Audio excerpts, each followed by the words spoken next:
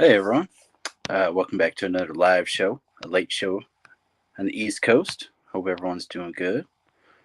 Hey, got Sandra Piper in the chat, of course. Unidentified Arkansas phenomenon. Nice to see you. And Pyromedic.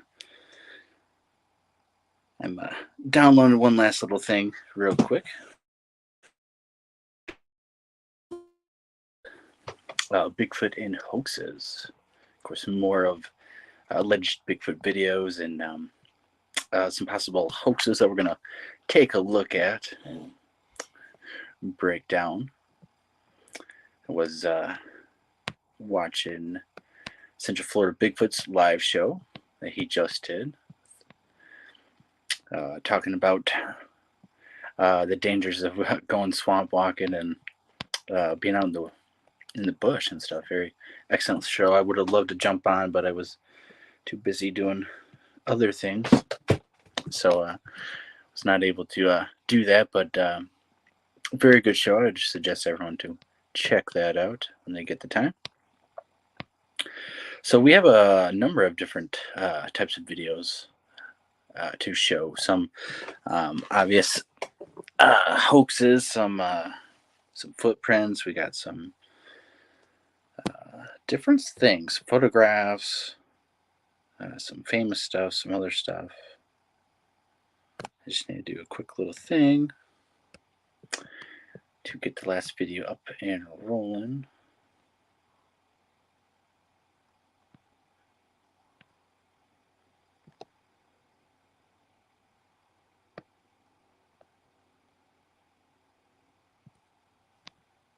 Appreciate it, Chris, in the real life.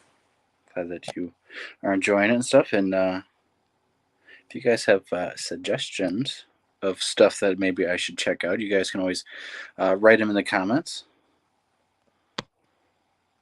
You also can email me right there if you guys have any encounters,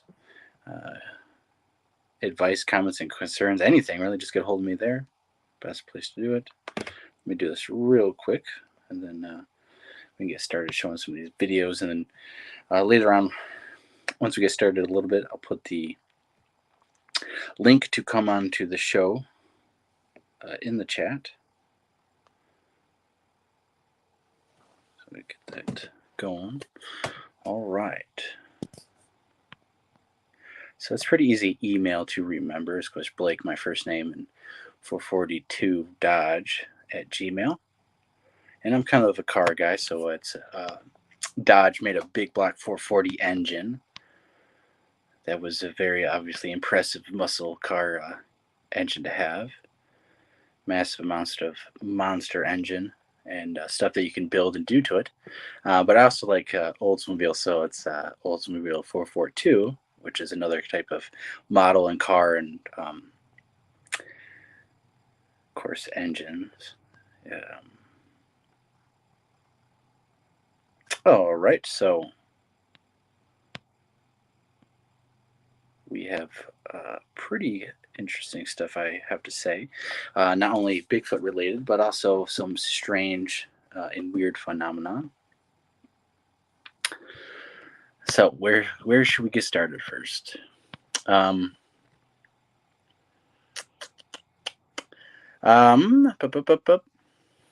think that we're going to get started on some footprints as we keep seeing more and more. I keep seeing more and more alleged tracks of what people are getting and stuff, and it's very hard to tell. Tracks in the mud and stuff is very hard to tell and very uneven and in the forest or rocky, hard terrain. You know, all these habitats and stuff are different, so tracks and stuff that are found, of course, going to always look different and be hard to distinguish sometimes. But there's some very obvious cases of when you should probably understand that it's not a track at all, it's something else. And a good sign of that would be that there's no other tracks around it, like in snow. If you only find one footprint in the snow, it's probably not a real animal that's leaving tracks because you can't follow it. Also in muddy terrain and stuff, if it looks like there's no other tracks, stuff like that. If you are underneath a tree and it just recently rained, water droplets can smack the ground and pool up. And when it dries, it can look like a track and stuff. And all it was is water eroding the ground and pooling up and stuff. So, depending on where you're at and the conditions, it's easily able to be fooled. All right, so I found these tracks online and stuff. And basically, the comment from the poster is that these are Sasquatch tracks that are in this riverbed, as we can see stuff. The kicker is that he claims that these are about 100 years old, being or more, being that they're in the the ground and very indented, and I think he claimed kind of like bedrock type of scenario, even though it's not really bedrock. It's really soft. I just personally think it's dug out by like a turtle and stuff. So there's obviously a couple of these footprints, but there's no more pictures, there's no more video, there's no follow up of how many tracks there really are. And they claim that it's 100 years old, so it's not even recent tracks that would have been stumbled across. Even though they have the uniform shape of a foot, it's not a foot. Just basic erosion of a creek bed or riverbed caused by the natural stream or the presence of animals and stuff like turtles and other aquatic stuff. And it looks really cool and stuff, but if there's no other definitive evidence, you don't have any signs, you didn't have an encounter, and you're just finding this stuff. I mean, the simplest answer is like, it's probably not nothing. When I'm out there and if I came across this stuff, if I didn't have anything else to go and base off anything, it's nothing.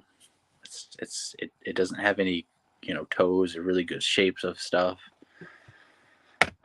There's a whole line of things that you have to think about, and use your brain. I mean, common sense is, where's these other tracks? If it's down in there in this creek bed, making all these tracks, there should be tracks leading out, and you don't see that when you have tracks. And I found tracks that you come across and stuff, and it looks really interesting, but it's not super definitive. And you try to find other tracks, and it's not super definitive, but it's not random or hoaxed.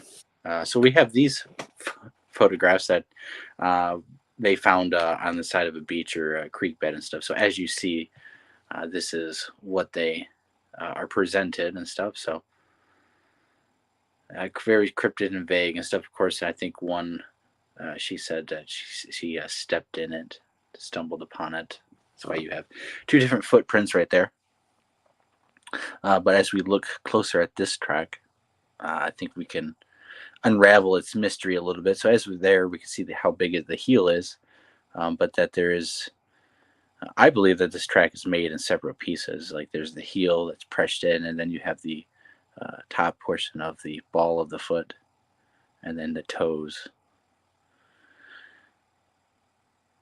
So as we look at this, you can see the toes on the Bigfoot are scrunched up and look like they've been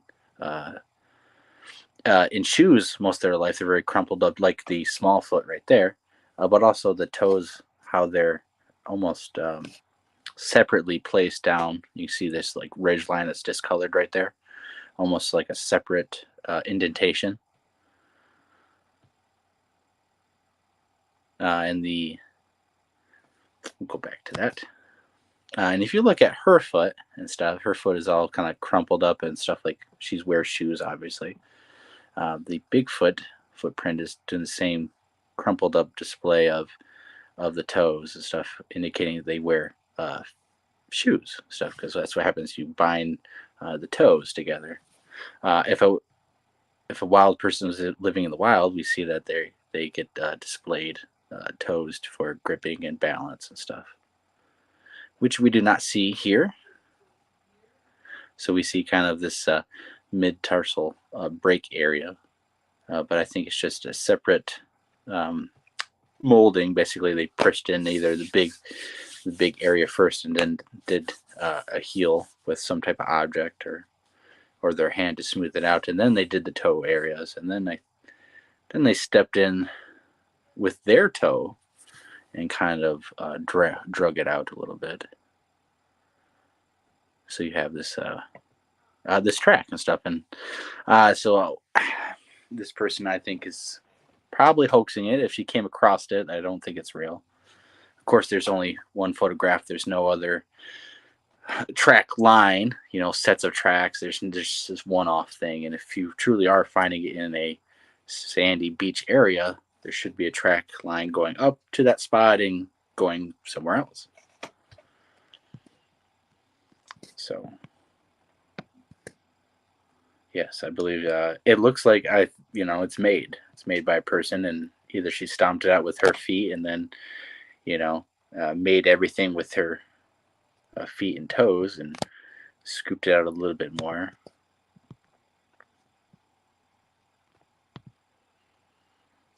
Also, yes, the very true, tracks in water will erode and enlarge as well. Probably why they are big but not spread out.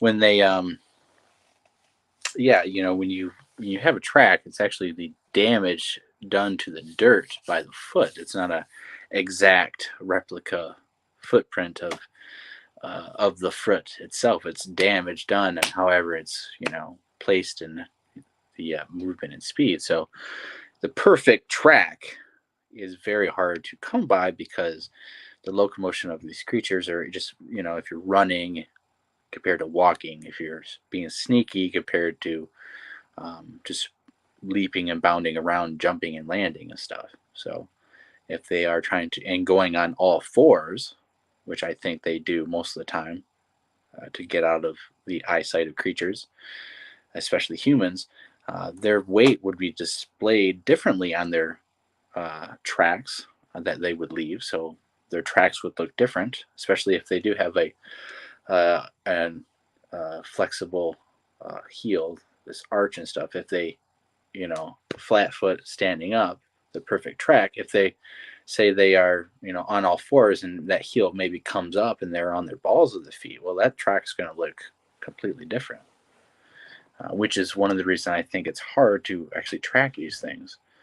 But also, when you come across these kind of tracks, depending on how long it's been in the weather, it might erode it further. So it's very hard to come across the very perfect track that's fresh, that you can distinguish, that you can follow too. Because there's just too many. I mean, I can go out in the woods and get 100 photographs in a day of stuff that looks like tracks and could be whatever, just holes in the ground, squirrels dug up stuff, something walked through. Doesn't really mean anything. I have found a few tracks that I thought was very interesting, but it's always based on having encounters in the air recently, hearing stuff, or having unique features in details that makes me think it could be Sasquatch related. All right, so we're going to move on to some other stuff. Some interesting video that he came across. And this video depicts what appears to depict two wild men over in, I believe, Asia, Southeast Asia. And so we'll play it. So what do you guys think?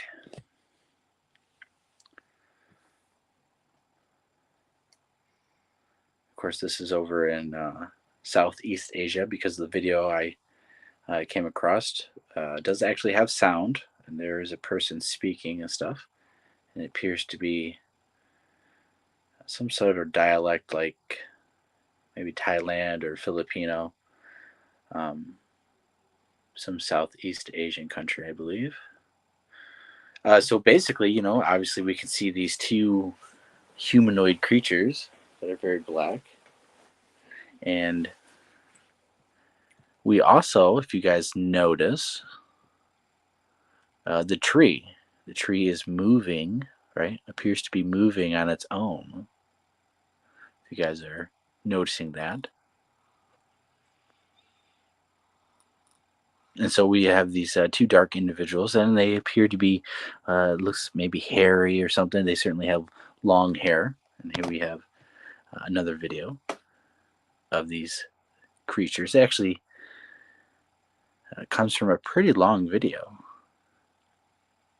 And some of the comments and stuff that I've seen are that these definitely are not monkeys. These definitely are, wild men or something else.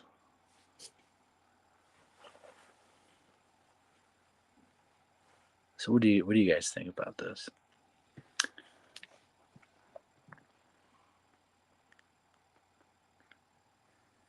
So what I basically uh,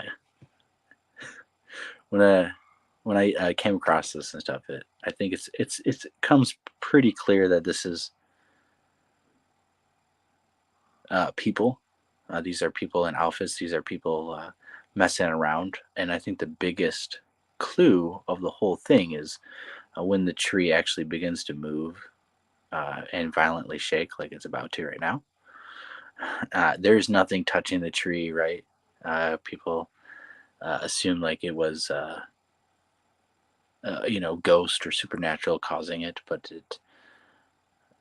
honestly, it's just a string up in the tree being pulled down, uh, just out of frame, and you have these people in these costumes that are bouncing around and doing these movements. But if you really look at them, it's nothing that's abnormally human. Even when they're on their knees and they're crawling like that. What I seen in Florida on the 168 when it crawled out and stuff is very fluid and stuff, very cat-like, and 100% different than this. These are very funny people and trying to do these movements and stuff, and they are acrobatic and stuff, and they are able to maneuver very well on their all fours and on their knees, but uh, they're just it's locomotion and stuff of humans trying to crawl and act like that. If you look at locomotions of primates and stuff, they are 100,000% different than the way humans try to act when we act like monkeys or whatever.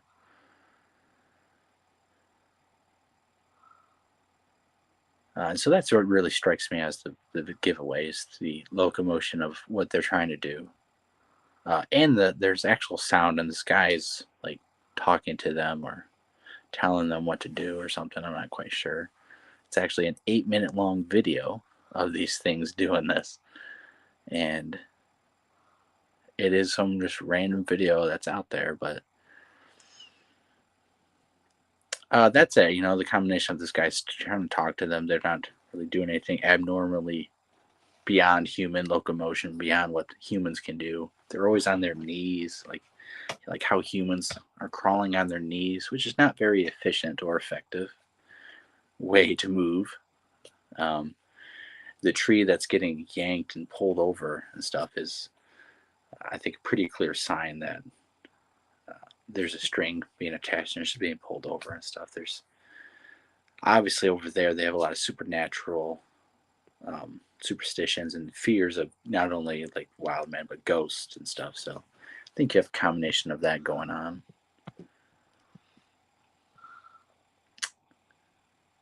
So you might come across this, you might see posts about it, and that's my opinion.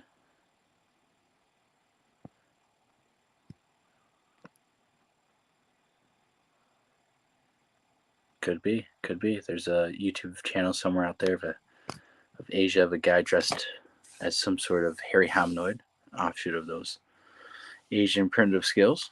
Wouldn't be surprised if it was related. No, I agree, and it's actually pretty interesting because they're doing YouTube videos and stuff, and they have cultural aspects, and they do have very unique custom ways of making costumes, and a very, culturally authentic costumes, I would have to say. They're not stuff that we can get.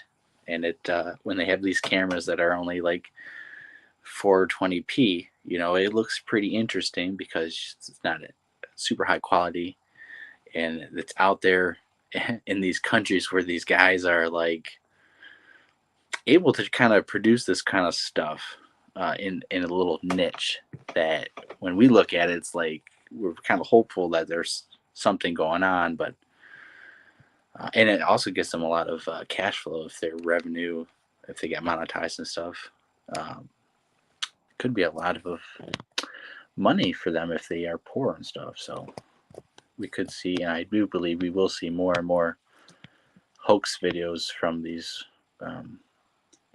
say, like second world countries, because they're able to go out there and create stuff and film stuff with their phones and post it onto YouTube, and they enjoy that. But not only that, but they also, I believe, we should hopefully get real ones, real videos of these people who live out there, taking the cell phones out and going out in the jungle, going out in their environment, trying to capture their cultural beliefs of cryptids, of these wild men, of ghosts in the woods and stuff like that.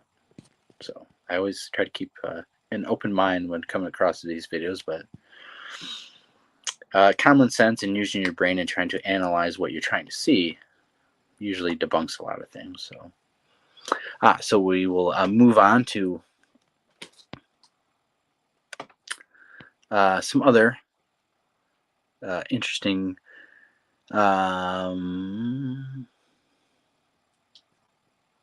photographs first, and then we're going to do, and then we will do that. What is that one? All right, so we have this trail cam that was been posted out there. It might be floating its way to a group near you, supposedly taken of some odd creature. I don't believe they were talking about it being Bigfoot, but it is being presented as, basically a Bigfoot out there. A lot of comments are saying this is a Bigfoot-like creature that's captured on this Spy Point game camera.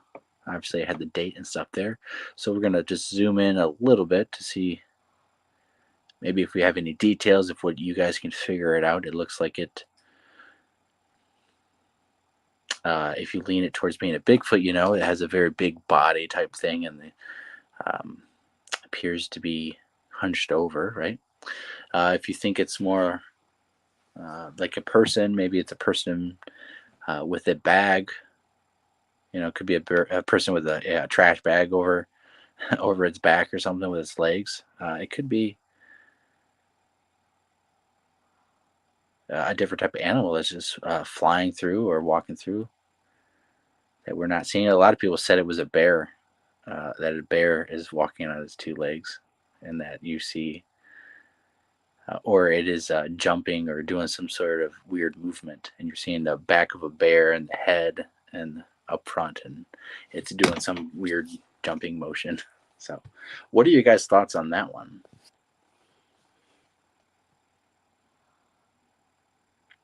The legs definitely look pretty weird at whatever angle it is. I thought it was pretty interesting, but it's not. It's not definitive. It doesn't say Bigfoot. It's not a. You can't say it's a Bigfoot. You can't say it's anything. Unfortunately, it's just not close enough. And the story and of who it actually comes from is not very clear. At least where I got this from and stuff. And I try to look, but it's kind of one of those anonymous original presenters. So there, then again, lies an issue where, do we have access to the metadata? Do we have access to? Is there any other photos? Why isn't the original person coming out and telling all this? Of course, I enhanced it a little bit, brightened it up, and did a little something, but it's unfortunately just too grainy and out there to really determine exactly what it is. So it's inconclusive. Is it a bear? Is it a person with a bag? Is it a Bigfoot? Is it some other cryptid out there? Is it a blob? Is it a bug? Is it a bird flying by? How's it going, tall ones? Very glad to have you, and uh, congratulations on the outing and success. I would believe that you guys had in terms of how fun it was and getting it together. Of course, if you guys haven't heard or want to get the info on that, check out Nikki's show, Sasquatch Secrets, tomorrow, 7 p.m. Eastern, 8 p.m. Um, that's 7 p.m. Eastern for me. So I will definitely try to make it there because it's very interesting, of course, how it's always interesting how expeditions go, how other people conduct and do research, and what equipment they use, how they're setting up stuff, what things they tried, what things happen, what kind of reports and stuff they got of the evidence that they used and stuff on the outings. And of course, Nikki had her own encounter, it sounds like, along with Jen and the other person, which is awesome because I'm very interested to hear what rattled the mind of Nikki. And of course, so check that out tomorrow. All right, so let's blaze through this and open the link up. I think we'll.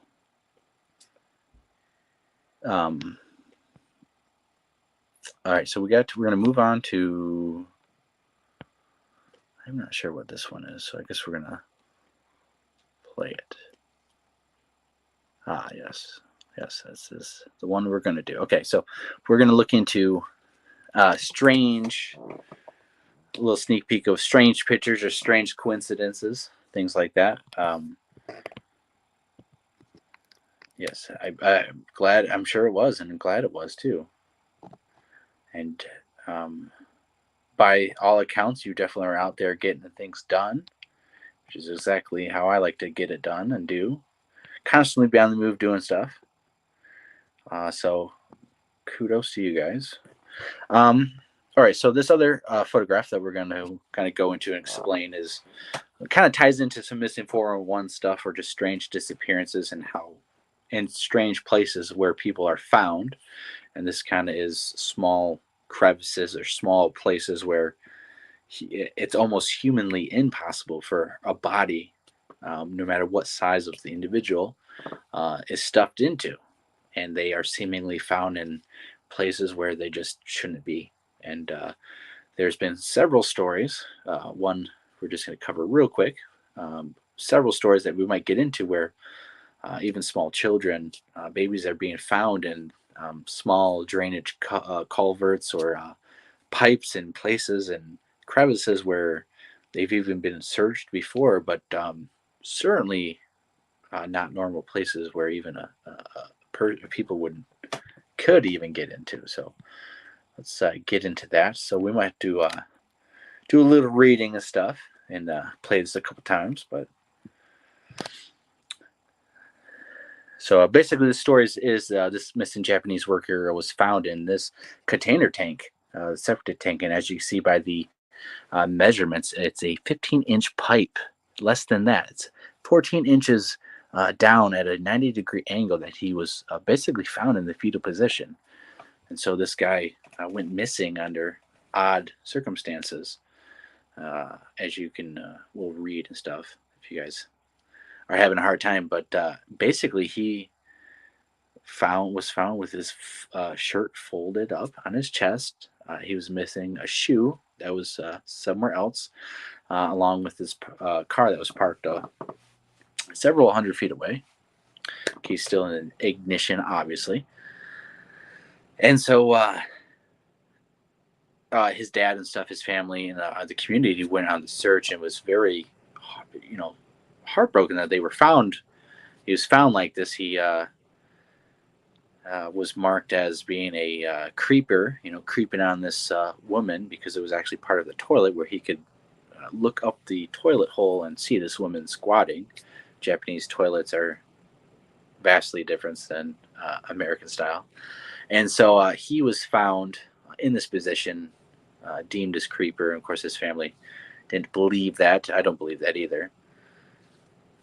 Um, we'll replay that again. But basically, this guy, after the search and stuff, was found in this tank.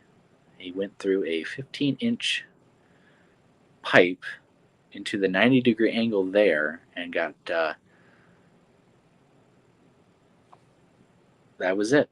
And of course, there was no signs of bruising or struggles or anything to cause his death per se. And he was missing for a number of days. And if he was there, uh, could have been found, should have been found.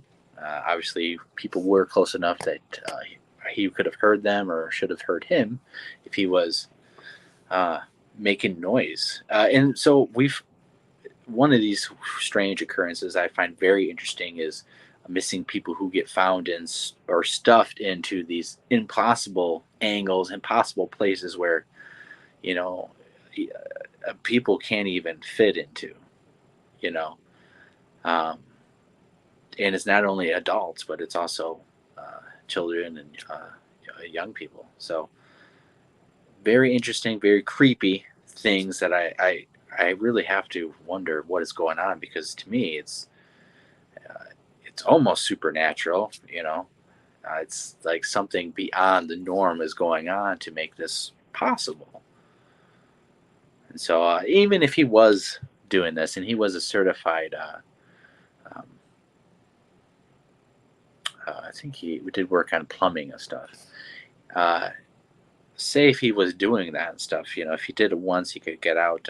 He couldn't get out. And his dad, like the snippet was, his dad and his family did tests of the same exact measurements of building replicas of trying to do it himself, trying to make and replicate what happened to his son. And honestly, I would, that is very interesting and good comment that yeah, mental illness can contribute to a lot, but it doesn't give your body the ability to contort itself in such ways to get into 14-inch piping, 14-inch circle, trying to stuff your whole body into. Uh, it is incredibly hard. Even um, some of the measurements of these toddlers, what they're trying to get it to is even small for them. All right, so we're going to jump onto that other picture that we just seen. And this is a picture of a deer, of course, dead. And this is for educational purposes and stuff. So we see right here it appears to have its neck wrung around a number of times, almost like a rag that you just keep squeezing and twirling around. You actually see it a couple times twisted over. And there also are some interesting marks right there. Is a laceration that we can see, a small tear appears right there. We also have exposed rib cage. This is the only picture of the body, so there's no other pictures. But obviously, it's very interesting for the main reason, which is going to be the neck. The laceration to me doesn't appear to be a knife wound, and there's no other appear to be knife cuts. But that neck is certainly wrung out 1, 2, 3 times. It appears to be, or at least 2 times. But definitely very, very odd, very, very tightly wound up like that. And of course, it's found on the ground. It's not like in a tree, wedged. Sometimes deer get their heads stuck and they, jumping and twisting and all that, but that doesn't appear to be the situation. So as you can see right there, the rib cage is the only spot that seems to have wounds or have been preyed upon that we can see, and it doesn't appear to be missing much other than the skin and maybe the inner contents of the ribs. But what do you guys think about that? I did think that was pretty odd. Lacerations. The only wounds on the deer seems to be that the puncture of the rib cage and the wrung neck. I believe there's another picture I have came across that has one in winter. Good possibility. Of course, we don't have any information if this was. I believe this was found by a hunter, but there is no proof that this wasn't on the side of the road or anything like that.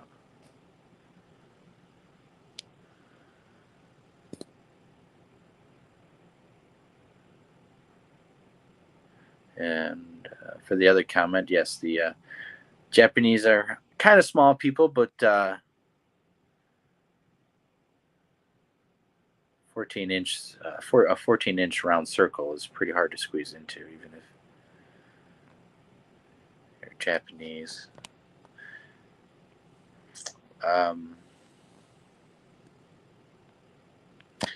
Yes, we had sad news, of course, today that hit the Sasquatch community as Scott Carpenter has passed away. He passed away, I guess, last night from a aneurysm, is what his. At first, when I was seeing people saying it and stuff, I kind of, you kind of want to make sure and stuff. But his sister did post that he did pass away from aneurysm last night, unexpectedly, and so our condolences go out to the family and everyone that knew him, whether you agree or disagree. It's just very sad. Very fast way to go, unexpectedly. So, it's very sad and stuff because he was a guy who did go out there, whether you believe what he was capturing or not. At least he was out there giving his opinion and spreading the awareness and bringing people into the subject.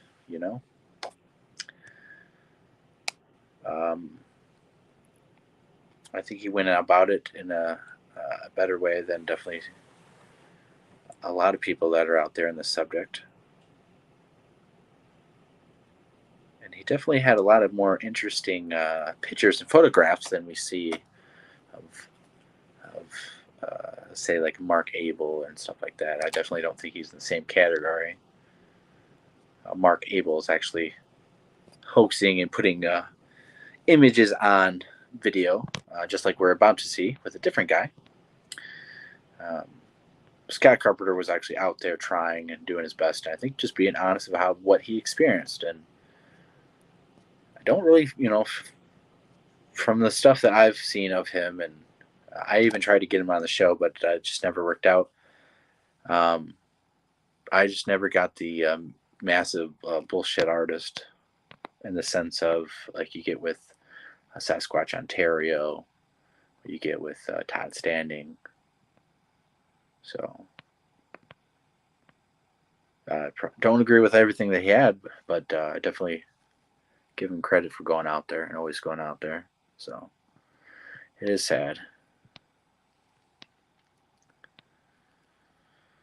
All right, so we have this other hoax video.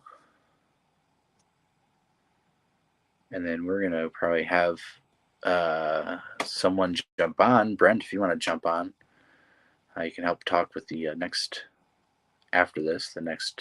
piece of evidence.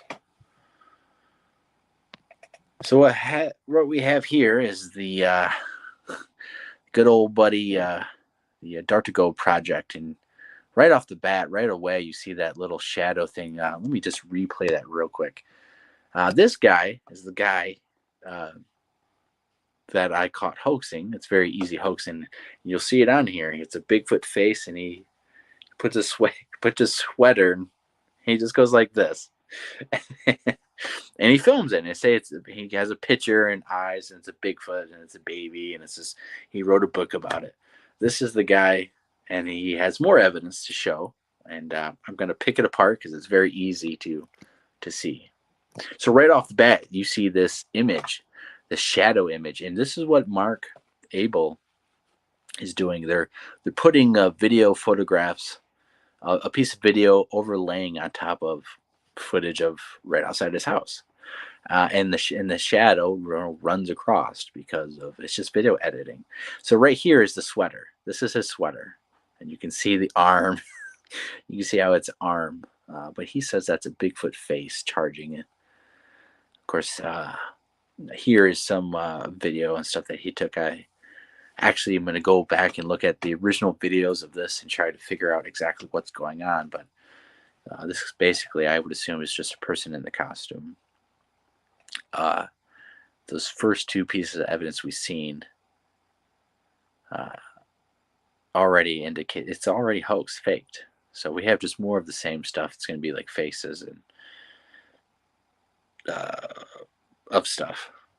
So I'm actually going to go to full breakdowns and see what the story is and see what his own what he actually says. But this guy is definitely trying to make a name for himself, and basically, if you don't believe in what he says or shows you, you know, he cans you, kicks you, blocks you, and it's his way or the highway. So I don't know. I guess we're looking at some type of a Bigfoot head or face or something, some type of person he has out there, object that is grainy, really shot on. Even hit the cell phone, it's being shot on like 720 at the best. So apparently there's a face right there and stuff, but there's no definitive stuff. And he, you know, guides people into talking and stuff. So, so there's the image or an image of something and stuff, some type of Muppet or whatever out there. The sad thing is, if he was actually out there and did get evidence and stuff, I wouldn't believe it, because he's hoaxing so horribly bad. And so I think he's trying to show a Bigfoot that was in the glasses, a reflection off in the glasses and stuff. But the first two videos, this is just an overlay of something running through his yard. So this is video editing and stuff. This is real easy to do. It's how to fake ghost videos, basically. Just overlaying a transparent image and have it run across or do whatever you want in the background. This is an arm of a shadow, a sweater. Look at this. Look at the elbow. Look at that's an arm. So he claims that that's a Bigfoot that charged him and he had to dodge out of the way. I just get a kick because he still has he still uses the original clip where he goes like this, and he says the Bigfoot face is this coming at him. He has a still image of eyes, but in that clip you see the whole arm. You see a little bit, basically the elbow, and how it angled a little bit. It's very fast, but you can see it. It's just literally his arm that goes like this. It's pathetic. So I just had to show that. Had to kind of poke fun at it because it's just horrible that he tries to present as real, and he's an expert, and he can guide you to talk to these things because he communicates with them also, and he can spirit guide you into the way of Bigfoot communication, finding them. You know, I can teach you how to find them, and some of this the guru stuff kind of. So there's a link to come on the show. If you guys want to, Brent, you can come on and stuff. We're about to present a little bit of the Adam Davis photograph, the picnic table. I know you got some history kind of with that kind of group or area, I believe. And anyone else can, of course, jump in and to give their opinions on any of the videos that we've seen or any other topics they have in mind. So here's a video of a real Bigfoot, right? Of course, this is the newest video of stabilization that's going around and stuff. I think a lot of people have seen it and stuff. A nice copy of the video, but we have Patty and stuff, and her locomotion, which has been studied for decades and decades and decades, where a lot of people agree on that definitely not human. It's not human locomotion. The way that she sways her knees and brings them up and sways them is not human locomotion. Of course, if her body size is to be exact, based on the measurements, she's like 7 foot something. She's massively built, broadly, hugely built like a tank. Of course, you can see in better versions and zoomed in videos. Appears to be muscle movements. I even showed the a butt crack. You can see the butt crack of Patty on more zoomed in, cropped in videos.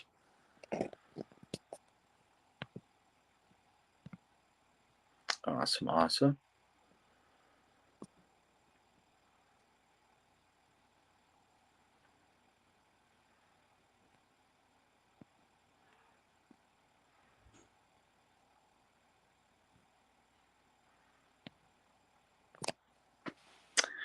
You know, it's very interesting. Now, when I seen the thing cross the road on all fours, it didn't really look like Patty on all fours or anything. It definitely looked different. A little bit of smaller, skinnier, humanoid type of creature. It definitely had a bald-looking round head that looked at me very distinctively as it crawled and then crawled away. There's always talks about different types of Bigfoot. Of course, some being like Patty, some being more baboon ape-like swamp apes. Of course, always depicted as different stuff. You have the Miller report that came out. A lot of people think it's a hoax. Some people think it's legit. The people who told me that they think it's legit based on they think it's a whistleblower, basically, of the government that came out and wrote these papers. And if you read them and stuff, it talks about a few different things. But there were different types of Bigfoot, and basically the different types were like one in California, Pacific Northwest. The other was Eastern, Southern, and a couple other ones. How's it going, Brent? It's good, man. How's it going? Doing pretty good. Turn the volume down a little bit. So I showed the good old Patty film there. Yeah, gotta show it. Yeah.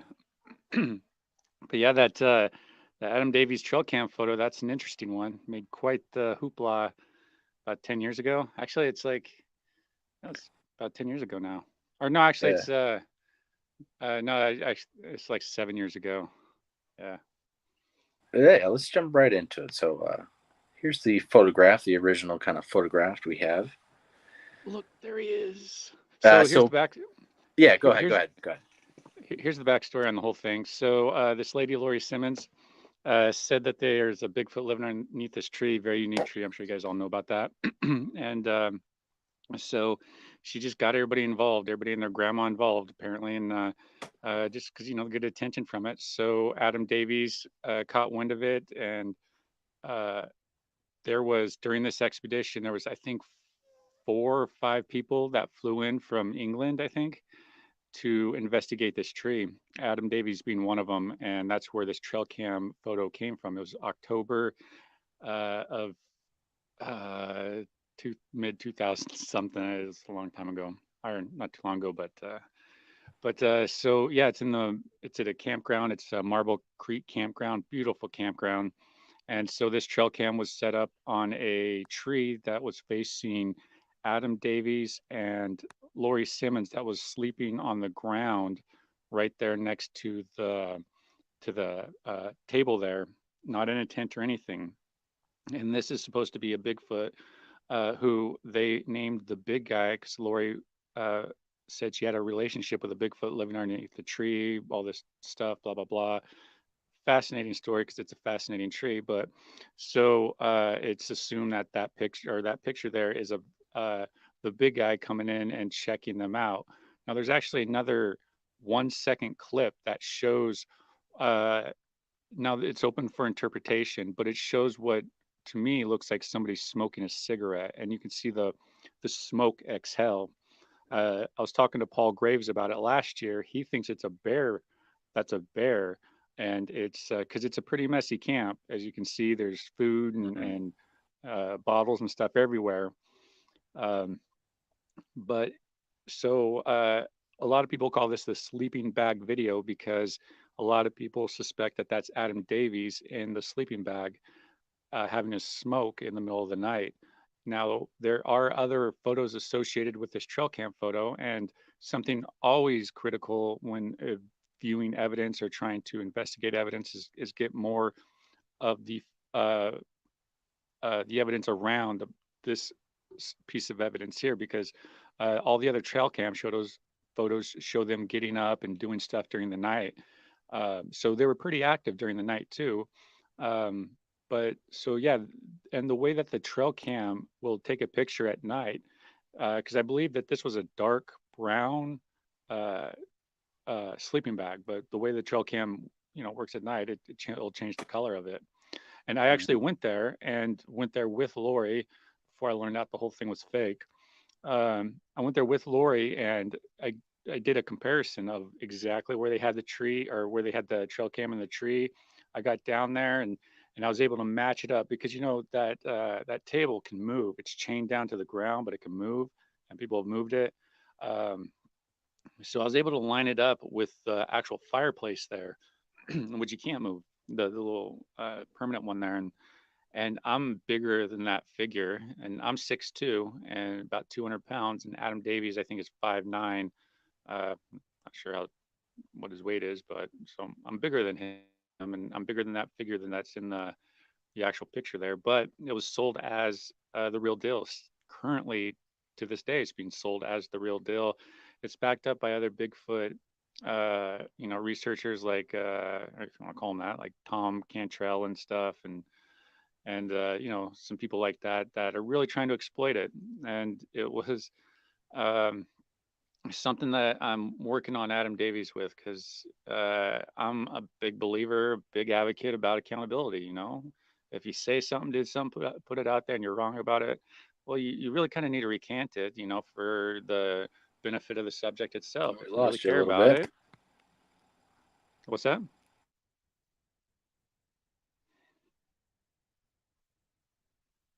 Did I lose you? Oh, so are we still live? I don't know. Anyways, what was I saying? The It might have other, been me. I don't know. that was you. It was you. Okay. I was Okay. here just kind of Okay. talking to myself, but Uh, that's all good. no, no. Um, All good. Yeah.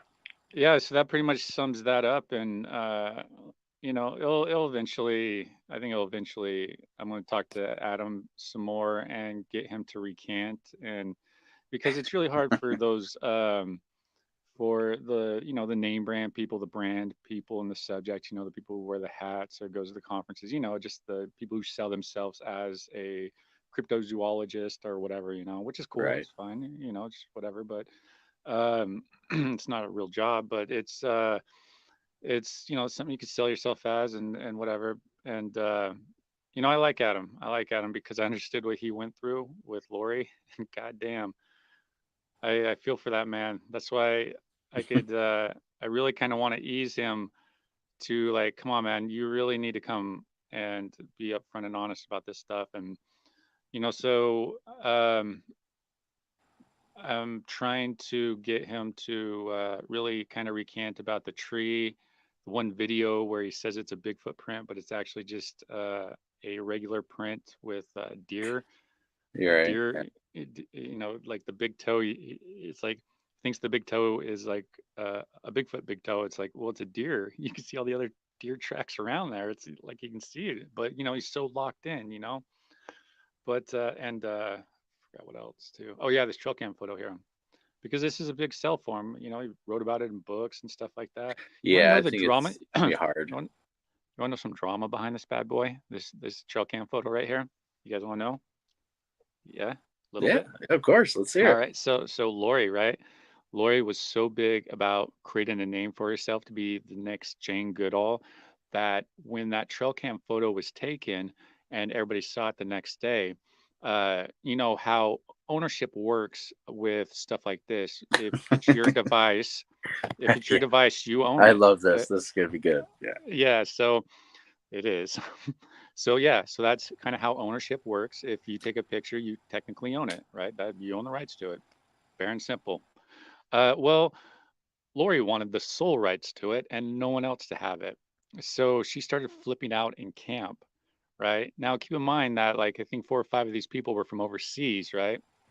And so they're flipping out in camp, and or she was flipping out in camp because she wanted sole rights, and they were like, no, we want to talk about this too. We want to write about it in a book, or use this picture for XYZ and stuff. And she flipped out. So her with Adam Davies hopped in a car and drove away. uh because she was so pissed and she was like, oh, I'm gone, and Adam went with her. And so the people who were like from overseas were sitting back at the camp, no cell signal, right? Nowhere anywhere near a phone. It's a campground, but it's a very remote one. Mm. And they're from another country, and their ride just left mad because she can't get sole rights to the trail cam photo. And and so eventually she came back and eventually released some rights to it, or because she's the type where if you don't agree to what she says, she's going to uh, uh, be a victimize herself online. Because what she would do, she would go post in this Bigfootology Facebook page that's ran by a group of people, and she would be like, "Oh, XYZ, like me, I was a site stealer. I was stealing her research, blah blah blah." Just to Hmm. get people Right. to, because nobody wants to be in that situation, so everybody kind of backs off. So she gets what she wants. She'll delete the post if you kind of go with the flow, and uh, yeah, pretty Yeah. much. That's pretty much what it is. They should be right on there with South Park, a great character there. And yeah, so she eventually came back, and the guy who actually owns the trail cam photo was so pissed that he just left, like left in the middle of the expedition. He was one of the people who wasn't from overseas. And it was just a really weird experience for them the rest of the night because, Lori showed her true colors. She was more interested about building a brand for herself. And that's what a lot of these people are doing when they release evidence like this. That's why it's important to vet it out. And you think that these people were friends. I thought Lori was my friend, right? And I'm a good judge of character, but I got swept into the tree, the whole story, the narrative, because there was Hmm. actually a tree that was producing all these sounds that was coming from underneath the ground and stuff. And she had it so worked out where you can only stay there for a few minutes. You couldn't actually stay there for long periods of time to investigate it because she would be like, "Oh, I'm afraid, we got to leave," because she was like, "Oh, it's Right. just going There's to always attack me and something. stuff." Yeah, so you can't really stay there for a long period of time. And what she would do, she would set up trail cams and to watch the tree, and she would post online anytime somebody who wasn't supposed to be there it was her way. And this is a public campground that this tree is in, literally in Marble Creek, which is like literally 15 feet off the road. And so she claimed ownership of it and watched it and used social media victimhood by creating herself to be a victim online to protect it. And she did it. I was the fifth or sixth person that she's done this to. She's done it to Adam Davies and Rhett Mullins and some other people. And she would tell me about this beforehand. It's like, which when she's telling you about this, it's like those are the warnings that she's giving you. It's like, hey, you don't mess with me, or this is going to happen. It's like, geez, Right. and I was really all I cared about was seeing a Bigfoot and helping her, which I thought she had a research thing going on, was helping her with trying to solve the whole mystery. But she was more interested in getting a movie made, who the guy who's supposed to direct it ended up being another hoaxer from Florida. The Bigfoot guys, Charlie something, I forgot his last name. Well, he actually has multiple last names because he's a fucking con man. But so he was supposed to make the movie with her. And that's all her focus was, and she was working on wanting to do the whole conference circuit because she had connections doing it. She was supposed to go do a conference later that year during that time, and was renting a spot up there by that campground so she can run tours out of it and open up a gift shop and really monetize it. And she was charging people money to go there. I was never personally charged money, but she would, any independent people that said, "Hey, I heard you got Bigfoot," she would take out All there right. with the charge of money. And this was from Tyler Bounds told me this, and straight up, because Tyler Bounds was one of the first ones who actually caught her being deceitful, and he was actually another victim of the online victimhood, because Lori Simmons contacted the BFRO, and Tyler Bounds was one of the local. Tyler, do you know Tyler? He was the No, guy. no, I He don't he think was so. uh he was one of the guys on Finding Bigfoot, not on TV, but he was the guy behind the scenes, like kind of doing everything for him. He was finding all the spots, doing all the evidence, just he was the guy, really. Great guy. We did an interview with him on something Sasquatch about last year. Um, and he has some great stories too. But so he was working with the BFRO at that time, and Lori reached out to him, and Tyler was the one who was closest, got sent out there, and so, as I told you, this uh, Bigfoot tree, which is well known, wrote about in 6 books. So it's a big thing. And one TV series, Extreme Expedition thing. Um, and oh God, where was I going with this? So, oh yeah, so um, when Tyler was going down there with Lori Simmons the very first time to go check out this tree, he, the tree is down and keep in mind this is like deep forest area, so it's like thick forest, and the tree is 15 feet off the main road going down to the campground. And next to the tree there's a little pull off area that you can pull off and you can park your car there. Well, Tyler didn't park his car off enough, so the camp manager, when he drove by, told him to move his car. So while he was gone, Lori was saying, "Oh my God, the Bigfoot was like talking and doing all this activity. You missed it. It was amazing and stuff." Of course. Yeah, and Tyler was like, "Well, that's great because I left my recorder here." And she's like, "Oh, well, it wasn't that loud, so it probably didn't pick it up or anything like that." And Yeah. so the next day, Lori went on the Facebook there to go, "Hey, I'm a Bigfoot investigator. Look at me getting all this activity and stuff." And not that she's has the audio evidence to prove it at this point. She just got to take her word for it, and that's why you got to watch out for some of these people. You got to take your word for it. Watch out for those Hmm. people, because if they're not backing it up right then and there, well, they're probably not going to be able to. And so she goes on her Bigfootology Facebook page, and it's like, "Oh my gosh, look at this! I'm having activity. I'm being successful. Blah blah blah." And I had such the amazing encounters last night. The big guy was talking to me, and blah blah blah. And Tyler posts on there, "No, you didn't. I listened to the recorder, and nothing happened when I was gone." Because she was saying all this happened while he was gone, and that she's the Right. special one, and that if there's guys around, maybe the big guy doesn't want to talk to her and stuff because there's guys around because he's jealous and stuff. Literally, what the scenario was. And so when Tyler posted that in the group, uh, he uh, he was lambasted and blocked from Lori, and pretty much blew up saying, "Oh, he's just trying to steal my research." The same exact thing that she did to me and all these other people, where she would victimize herself, where everybody would be like, "Whoa, this bitch is crazy. I'm out of here," which is what everybody would do, except for That's me, yeah. pretty What much. that's what you do. Yeah, yeah, except for me, because I was like, "Damn, this bitch is crazy. What's going on?" And what's the Bigfoot community? What's their deal if they don't care that this stuff is happening? Which has got me down that whole hoaxing thing. That's actually what really spawned it on, because I realized, man, the Bigfoot community doesn't really care when there's hoaxers amongst them.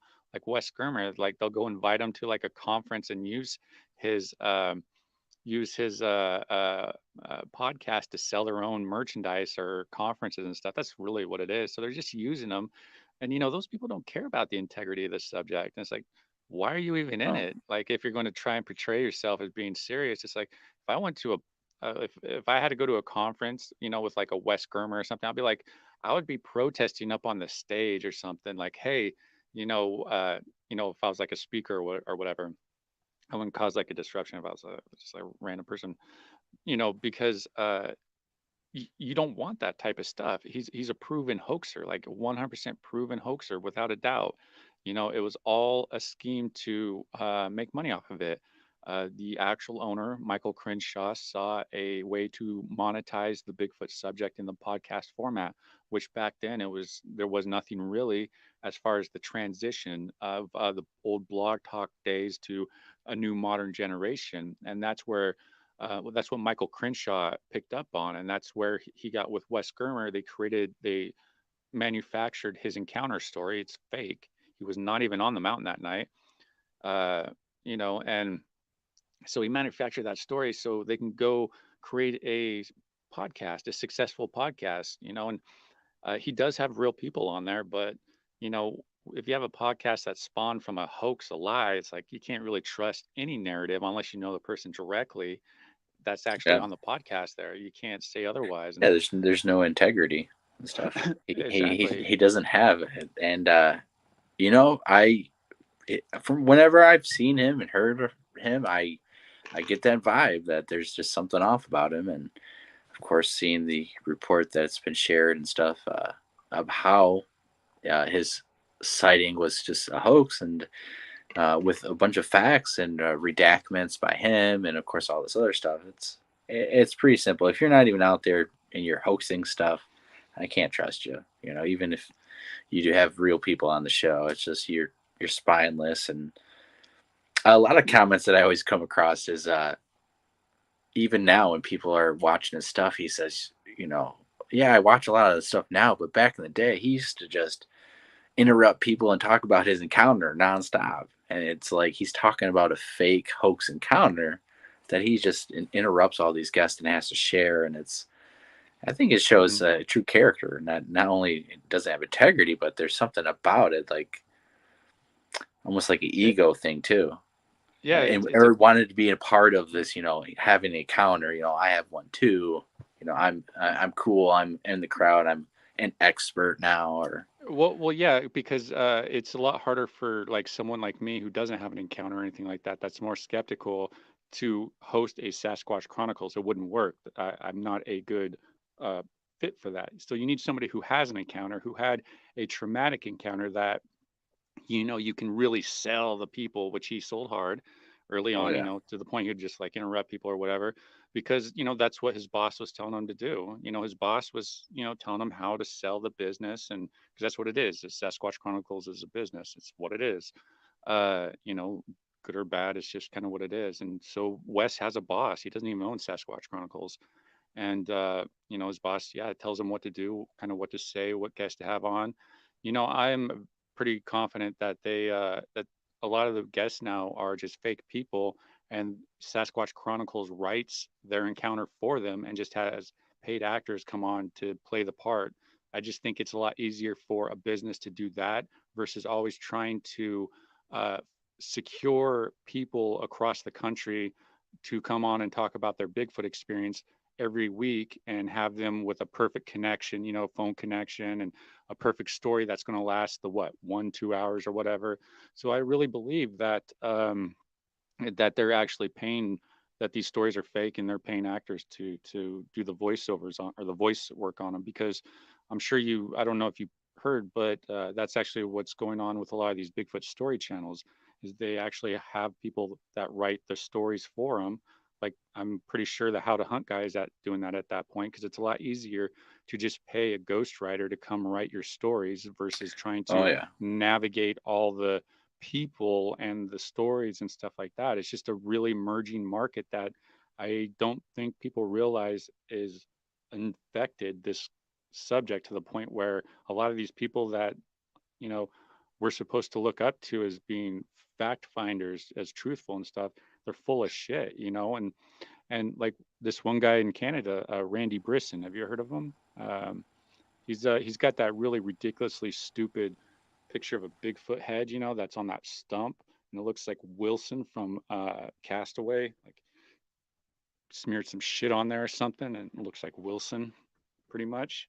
And so he has that picture, and he is very very well known in the subject, or he's one of the he's not well known, but he's just kind of one of those tier guys.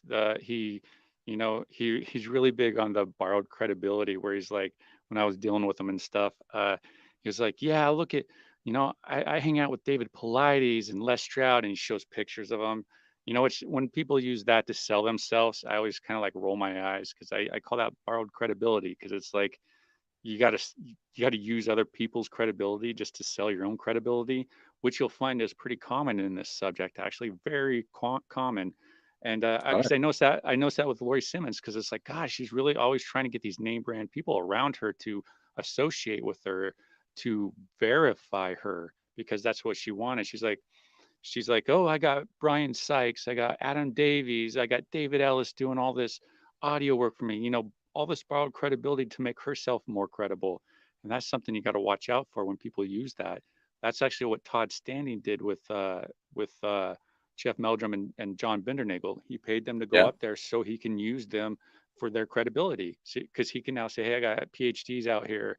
Look at them. And he can use the footage any way he wants. He can sell it any way he wants, edit it He any did. way he He wants. did. And He he did. did, He yeah. made that documentary, and that was their Yeah. main focus, was having them on there, Yeah, yeah, and along with his own stuff. But yeah, yeah, exactly. But that's how people sell themselves, and that's comes yeah, back to the hoaxing that happens in this subject that you're talking about, and why it's so important. Any sort of evidence you come across, you better verify it. And if you're not one of those people who don't want to verify it, who just rather live in the narrative and be okay that you're okay being friends with a hoaxer and a liar, that's on you. Don't expect other people to support that, because I have had people tell me it's like they don't know what to do because they're really good friends with Lori Simmons, but they, they just found out she's a hoaxer and a liar.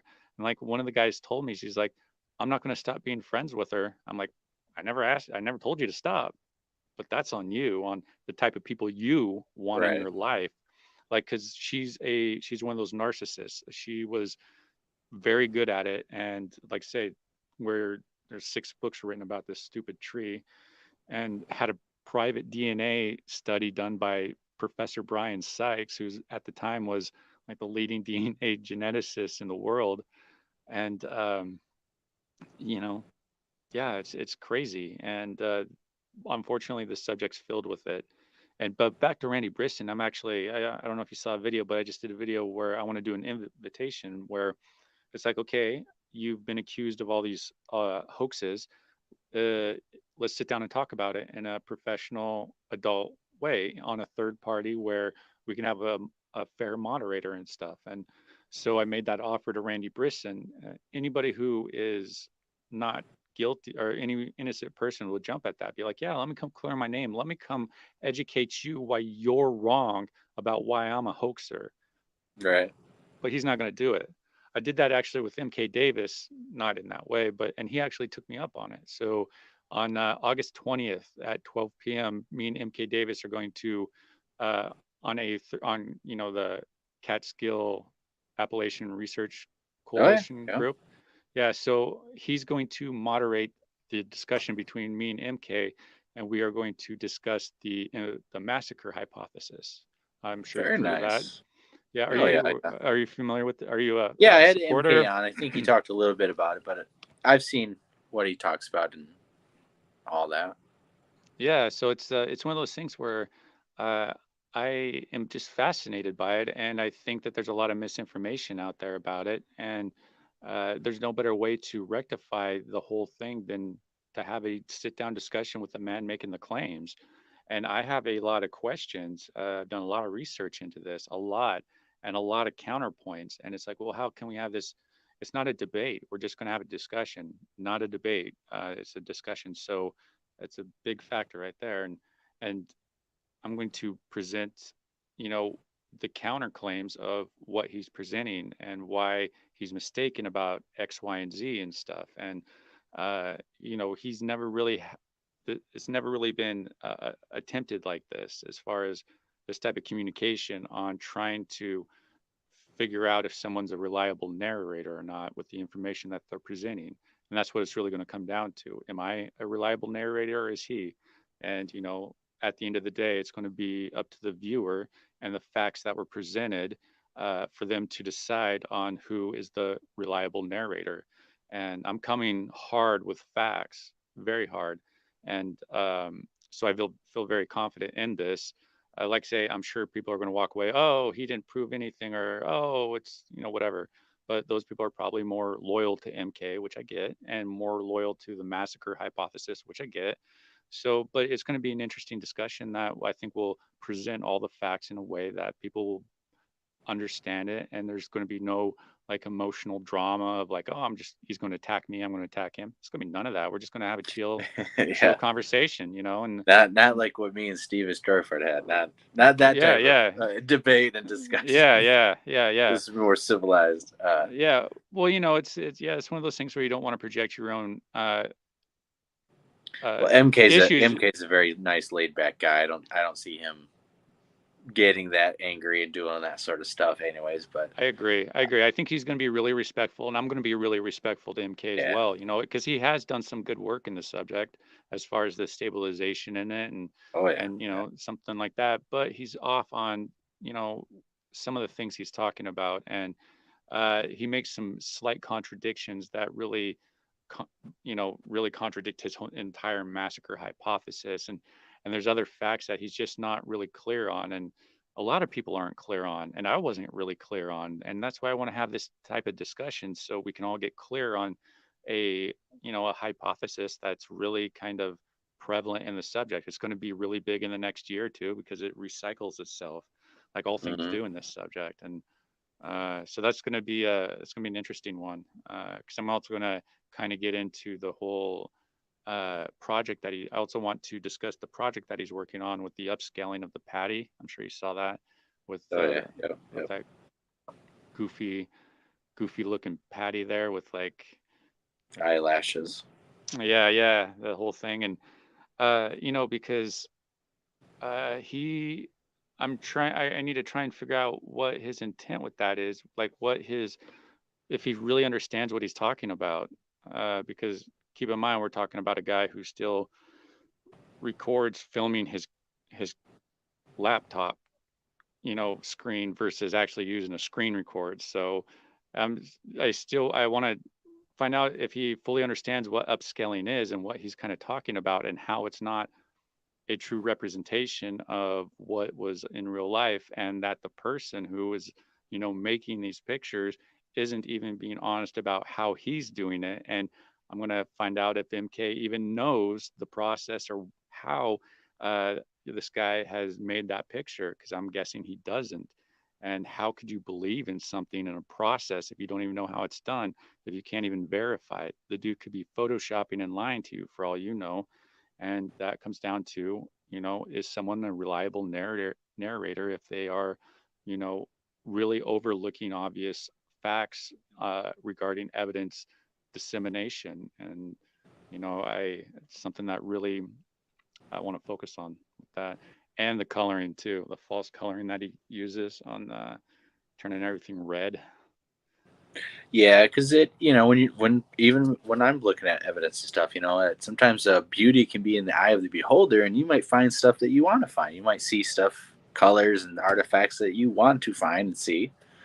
So you sometimes you walk a fine line of trying to distinguish what you're trying to see if it's fake or real or stuff, and what you want to try to find.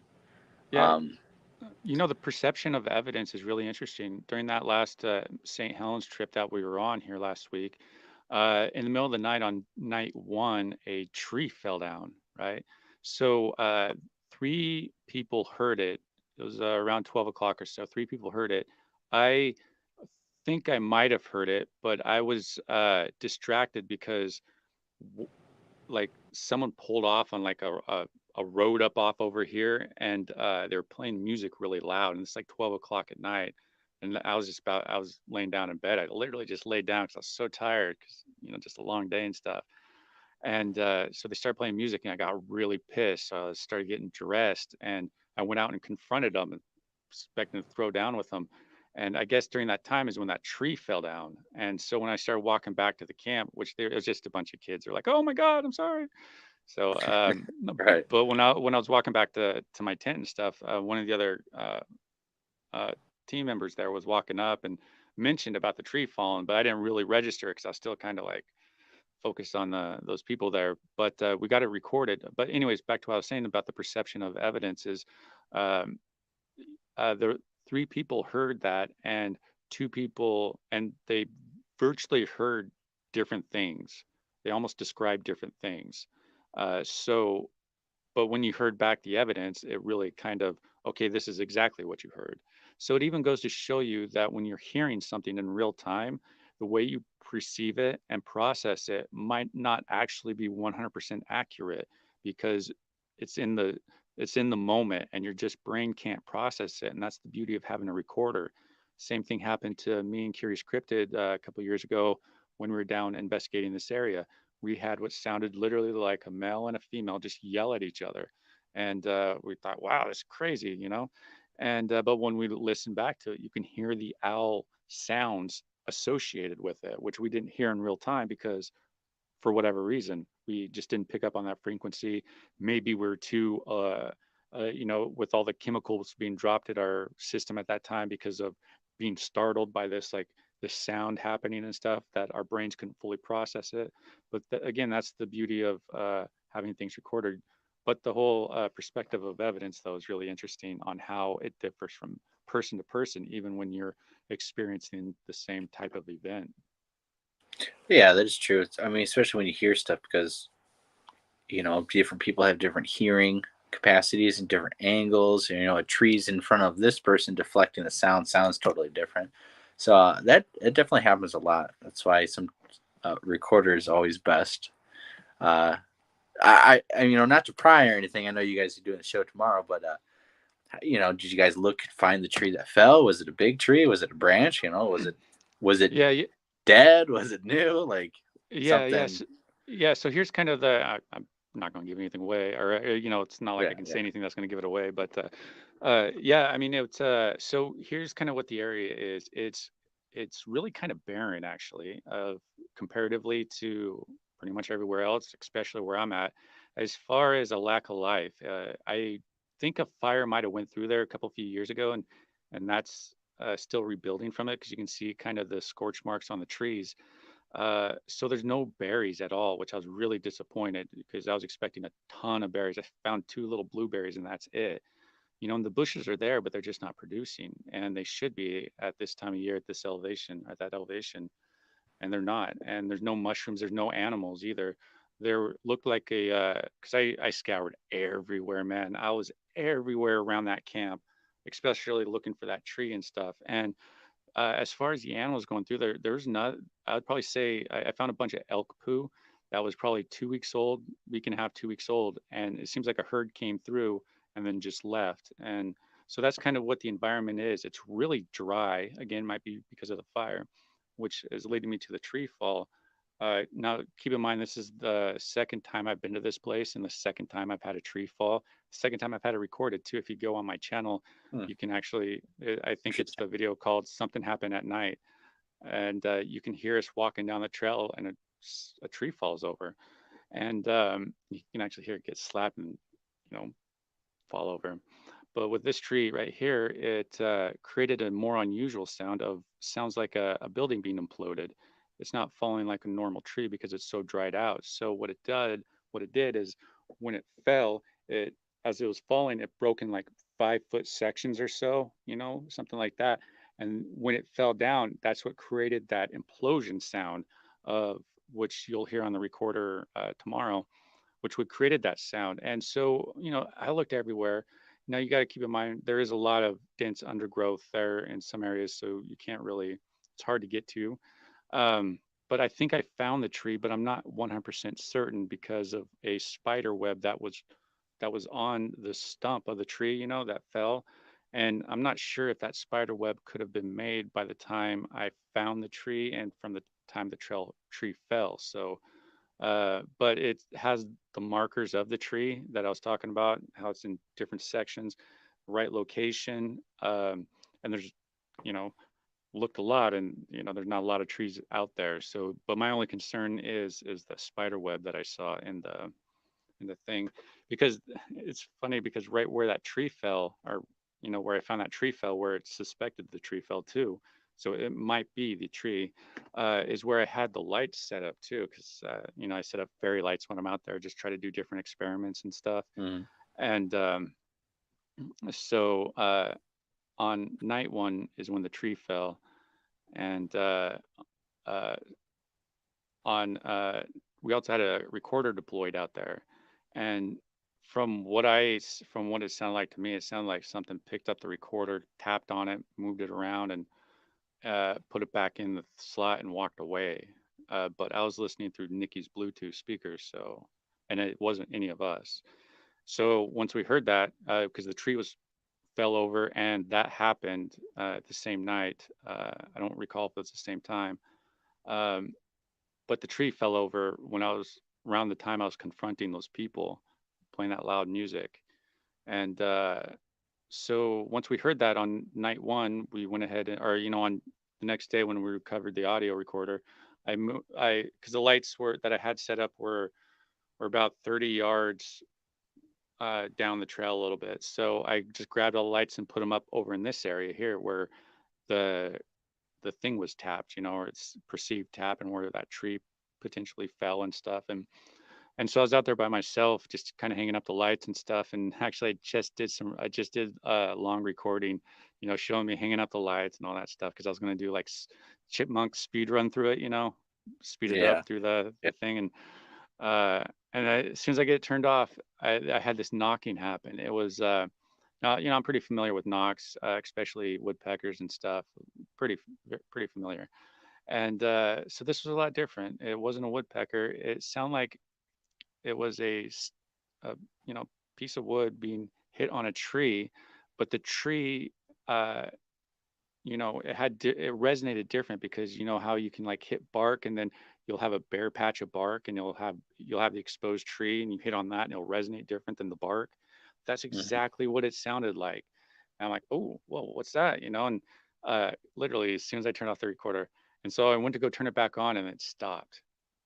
Didn't happen beforehand, didn't happen after, didn't hear it the entire time before or after that. And I was like, damn, like, oh, and because it's like, God, I'm thinking of gigabytes right now, of like, God, I'm already like 80 gigabytes of video I'm got to go through and have stored and stuff. And it's like, so it's like, I'm just going to save and turn off the camera. But it's like, fuck, just that one action there is the reason why I failed at getting that little really weird, interesting knocking sound. But I did turn the camera back on and just left it recording. I don't think it got anything. But Uh, so the second night, did you have anything interesting? Without giving away too much, did you have anything interesting happen the second night? Any uh, noises? Anything? I think I don't.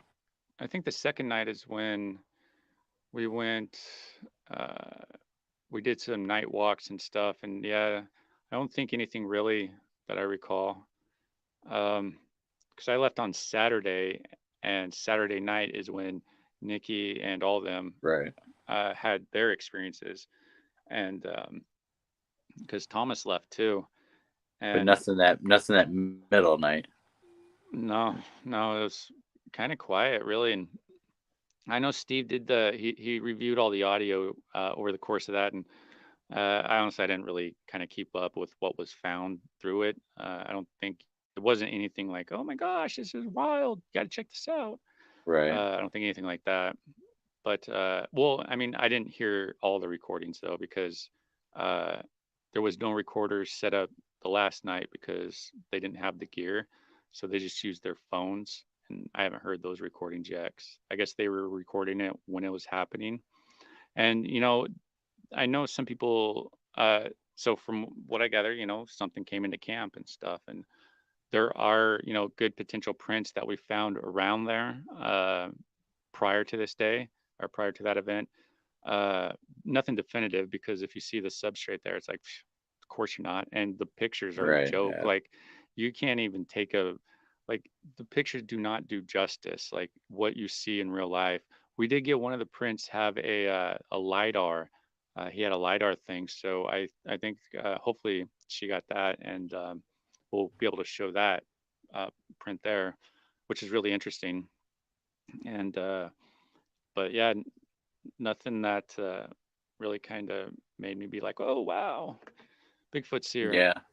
Well, Yep. I find the tree thing interesting only because of what was going on at the moment. You have a loud music going on in the Yeah, middle, yeah, yeah. unexpectedly. You kind of get up, you kind of grumpy a little bit. Let's say, I'm sure you're probably putting I your was shoes on, grumpy, pissed, man. I was and you go pissed. out and confront them, and then all of a sudden you have that happen. I mean, trees do fall down, but not a lot of people can say they hear trees fall down and at the same place, twice, two Yeah, that times was you've pretty been there. wild.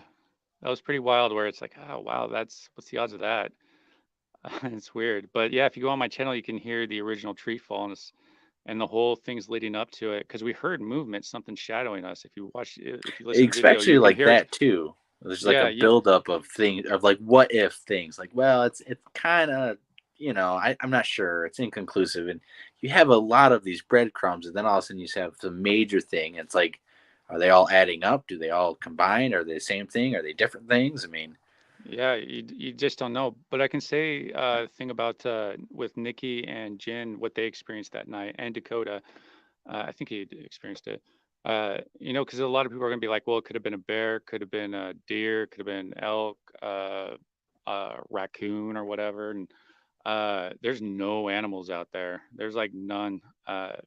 It might be one passing through. I can give you that, but um, you know, I didn't. Yeah, I didn't see any signs of any current animals there. It would have just had to have been passing through that night, because we literally, me, Thomas, and Dakota especially, we like went everywhere, man. We were like, I didn't even think I was gonna need to take my machete, because I'm like, oh, we're probably not gonna do that much bushwhacking or whatever. But no, man, we needed it. And we found some really interesting trails that are perch areas to watch the camps and stuff. Lead down to the trail, lead down to the water source and stuff, and it was really cool. It's a good spot. I mean, I don't know if Bigfoot's there.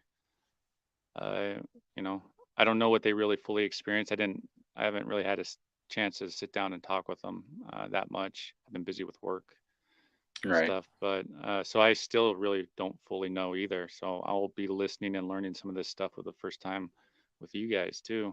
But I know that they have Exciting. recordings of it, and I don't know if it would be a bear, if it would be a elk or a deer or anything like that. I don't know if it would be, because I like say I didn't see signs. Not that they're not in the area or whatever, but yeah, it's interesting. I'm actually gonna next month. I'm gonna go up to a. I'm heading up to Canada, and I'm going to join a month-long expedition that's going on up there in some remote lake area. I'm not going up for the whole month. I'm probably gonna try at least one a week, or Right. so. Months is long. It's a pretty long time. Yeah, he's gonna be up there the whole month. And it's like, man, that's hardcore, buddy. I'll bring Yeah. you some Like, granola bars or something. But it's yeah, awesome. yeah, it's a fun subject at times, but it's also frustrating, especially when you deal with the hoaxers, which they're so prevalent out there, especially when they become friends. Like friend channels, and all that stuff. It gets more complicated that people don't speak up as much, and which is unfortunate, because that means bad information is being enabled, and it just is a disservice to us all, to the subject as a whole. So I Hundred say speak percent. up. It Yeah. uh, it derails our progress. It holds us back. Uh, it gets people into the subject because they start seeing these videos, but then they're seeing the wrong things by the wrong people, and a lot of these people are like gurus or these guides of I can show you the Bigfoot, I can talk to the Bigfoot, and soon they'll talk to you type of thing, and I'm the expert. and it's just it's really bad. It's laughable, really. Um, and you're putting all this fake evidence out there, and then here we are trying to get real stuff and real possibilities and stuff of interest, and it's like the recorder, something picking up the recorder. I've been doing a lot of audio and got some very interesting stuff that I'm going to release at the conference, but it sounds like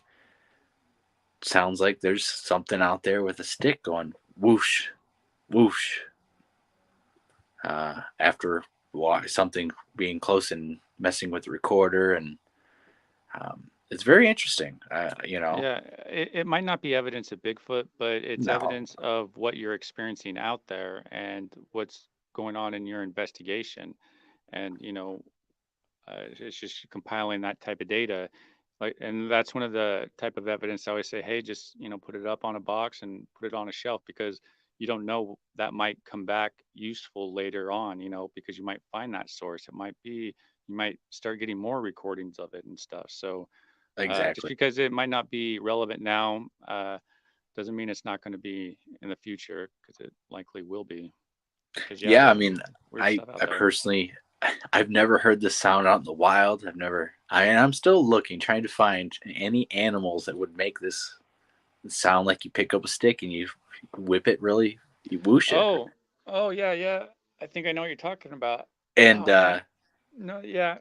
So I know I there's some animals that can make whooshing sound with like their feathers and stuff, but y- yeah, yeah, you're talking about the grouse and stuff, but no, that's a raven. That's a raven. I know exactly the whooshing sound because I heard mm, that same sound because I thought a stick was being thrown over my head, right? Literally, and I got it on recording and stuff. It sounded like it was like, geez, what's that? And so I took it back and they're like, oh yeah, that's a raven. And then I picked up on it and I see it all over now. When they do it, it's like, oh, so you kind of tune into it. So I wish I think I still have that recording. I don't have it online anymore. That was a few years ago, but something to consider with that because it sounds exactly like a stick just oscillating like this through the air, being thrown through the air, and it's crazy. And they can also make knocking noise too. Chris Spencer, uh, they make a lot of noises. yeah, yeah, Chris Spencer has a crazy audio of. Are you familiar with Chris Spencer? I'm not by the name. Maybe if I've seen him or.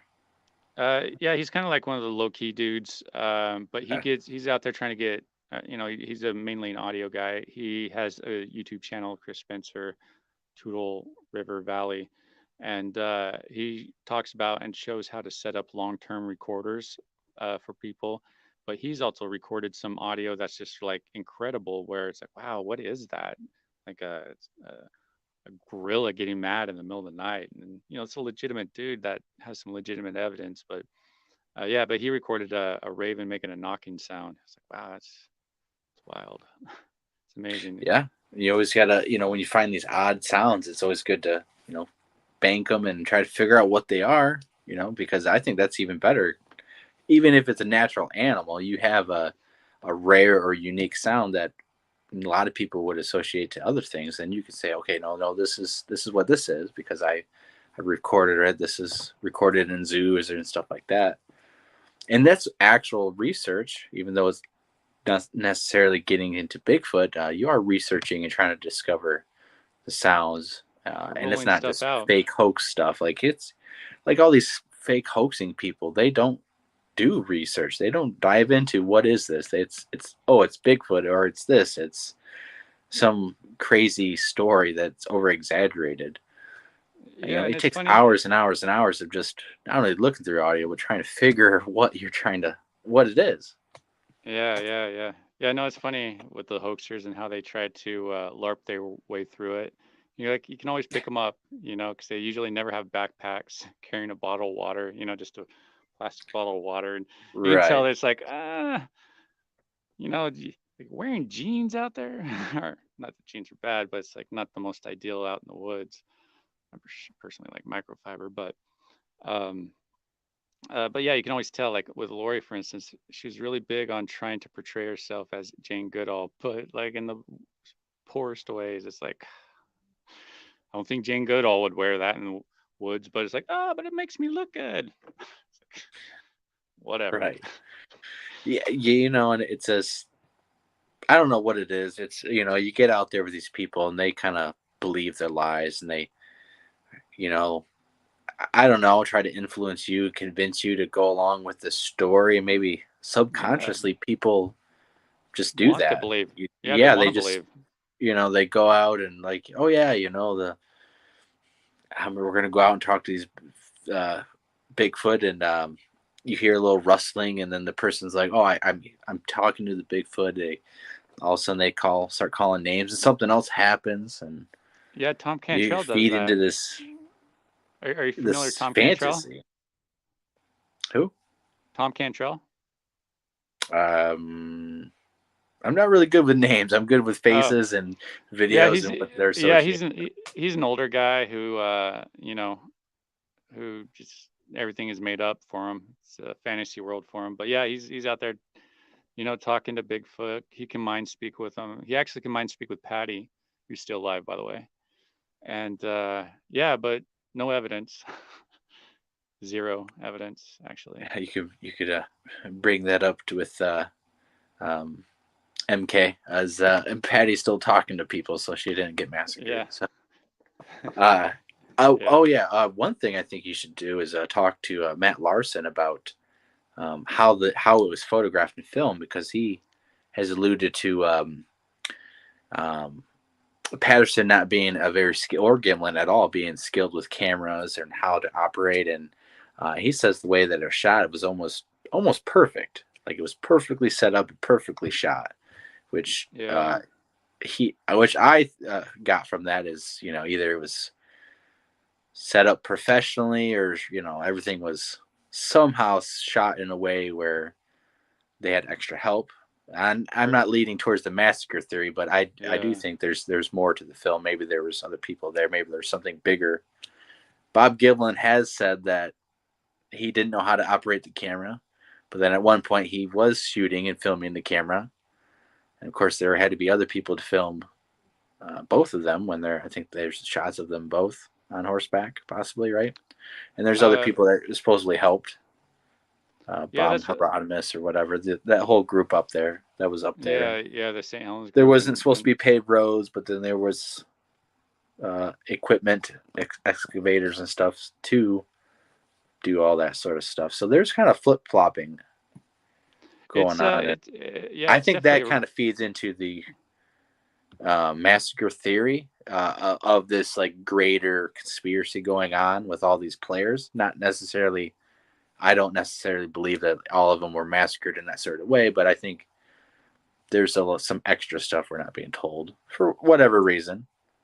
well, it's not that we're not being told because all the information is out there, but it's how the information is being presented, and that's where MK is really flawed at, and where he's doing a disservice because he's not presenting the information accurately. Because a lot of people don't know is there was actually 3 expeditions during 1967 to the Bluff Creek area, and the last one being the one where they shot Patty, filmed Patty, and the second one, the more important one, was the Bluff Creek Mountain footage, where uh, they found the different size prints, where John Green was there with Keith Chawazinski and God, who's the other guy's name?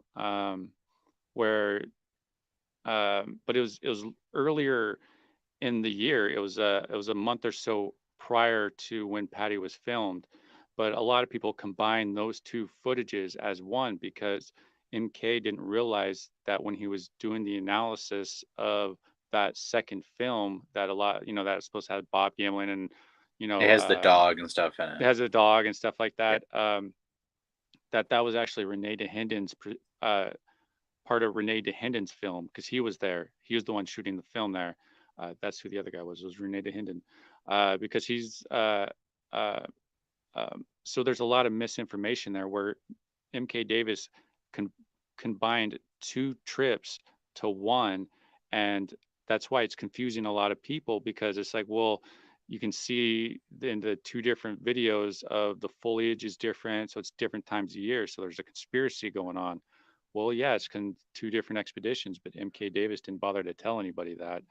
And so there's so much more information like that, especially with the dog, because that's the dog's name's a White Lady, and it was a dog that was hired by John Green to go uh, uh, to go down there and try and track Patty, because again, during that second expedition, 1967, with all that footage shot that MK thought was during the October massacre thing. Um, uh, um, yeah, so all that's Renee DeHinden's footage. I forgot I was going with that. But so yeah, MK is just he's confused two things, and he's not retracting it. He's not clarifying things so people get a better understanding, that it's just creating more issues for people. Because yeah, there's so many issues with what MK Davis is presenting as far as who was there during the second expedition in 1967, uh, with where he said all the blood came from and the dog print. Well, there was no dog in the October expedition. There was no dog. John Green got that dog from a private handler, and this is all confirmed and stuff. The flight logs of John Green, Renee DeHinden, the pilot and stuff, have been verified. I'm in the process of getting those, so I'm going to have those for the discussion to show MK, like, here's the flight logs showing that this is what actually happened in late August of 1967. This is the pilot. He was the one that you think is or is um I cannot think of who it was. So there's a lot of misinformation that MK is just not really divulging out there, and so it creates a lot of conspiracies, a lot of confusion, because it's like it's stuff that I'm still learning about, and it all comes down to, is MK Davis a reliable narrator?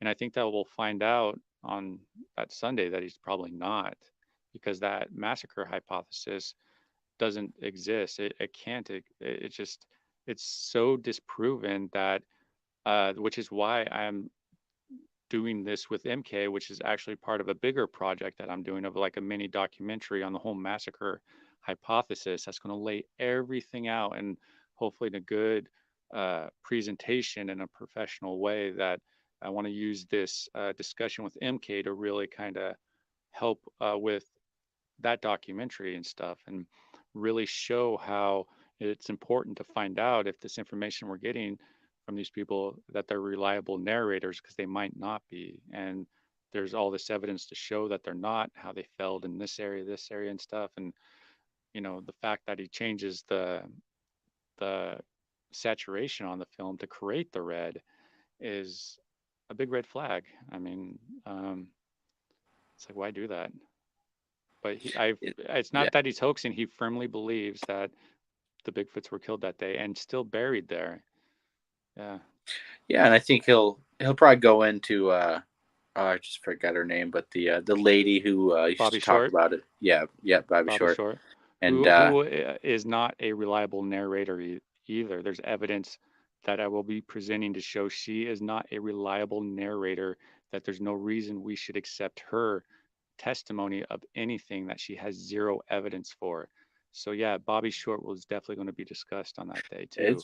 it's very interesting. I'm glad you guys are doing it, because it needs to be done, I think, in a very professional manner, and I think you Yeah, guys are having yeah, a referee, let's just say a middleman, yeah, to yeah. do it on and be able to present it. So that's awesome, to be able to uh, see how it goes and stuff. So Yeah, uh, like I say, it's going to be a discussion, not a debate, and we're just going to get the facts out there, and I'm confident with the facts that I have to show his facts aren't correct, and that since he's not backing down with his facts that aren't correct, that you know can't you're not a reliable narrator at that point, and you know see where the cards lay down going forward with that. But I'm going to do that yeah, with everybody too. I'm going to reach out to Wes Germer again, see if he wants to have a discussion. He won't do it. He won't do it, but because it's bad for business to bring up the hoaxing thing again. That's why he won't even bring it up. Because if he brings it up, it's going to create the Streisand effect, where it's just going to get so many more people looking at it and stuff, to the point where it gets more attention since he talks about it versus me just talking about it and stuff. So he's smart. His boss probably said, "Don't touch this, dude. Stay out of it." Yeah, And ignore it. so he did. Yeah. So I'm gonna reach out to Mike Patterson again and see if he kind of wants to do a discussion. No, He he was kind won't. of mad at me last time. He was mad at me because he thought I was like a jerk and like didn't understand what I was talking about. It's like, well, we can talk about it. Yeah, he. Well, I think I've shown on here with my live show with him. Completely faked. He can't even get his story straight, and Well, just lies. So it's I wonder if he is so mentally ill that he's being completely manipulated by Dwayne, the cabin owner, because I have a suspicion that that might be going on, and I have links to show that that could be going on with Mike's behavior during him and Dwayne's breakup.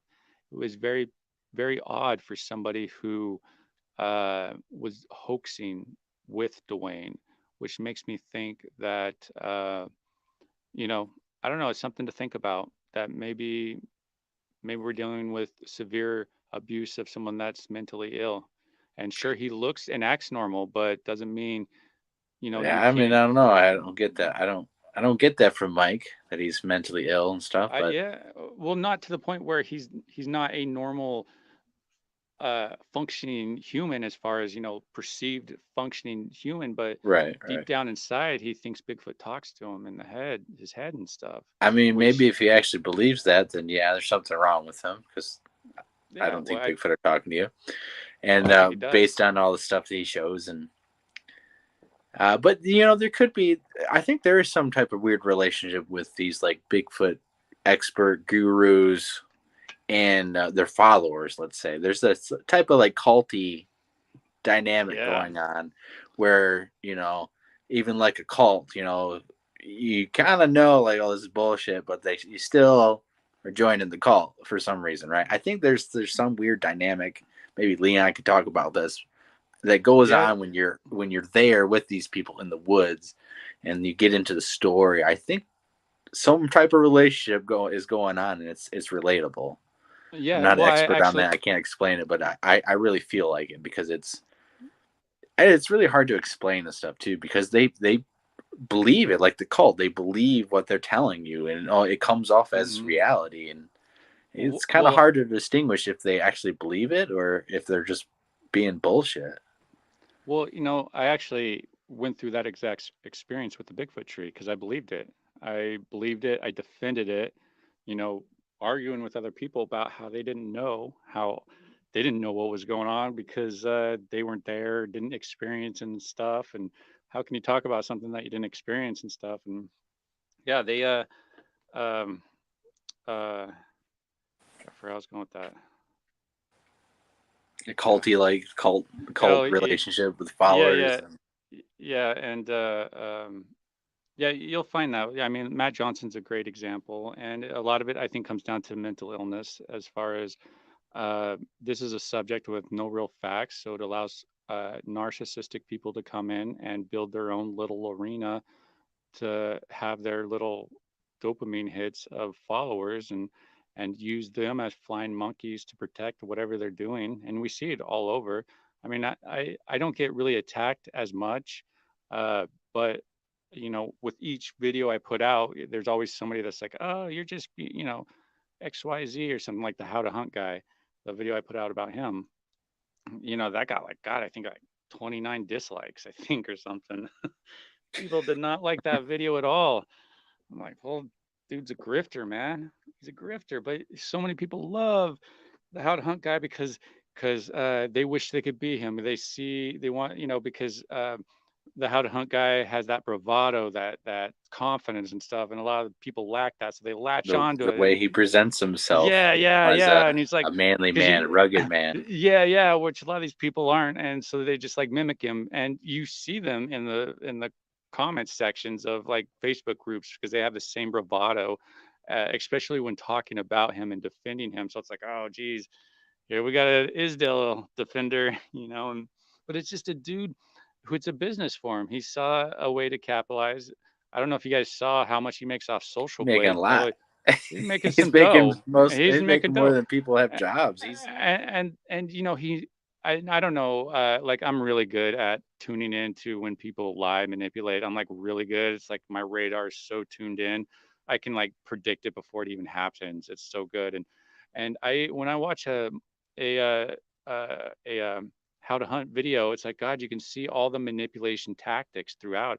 I was actually thinking about going through it and just like highlighting it, stopping the video here and say, hey, this is, XYZ and stuff. And made some yeah, videos about narcissism in the subject, but it's so prevalent. And like the How to Hunt guy is one of the most prevalent ones because he's exploiting the subject for personal gain, influencing the subject with likely fake stories or stories that he doesn't even vet out. Because if you don't vet out information and stories in the subject and you present them to the public, you suck.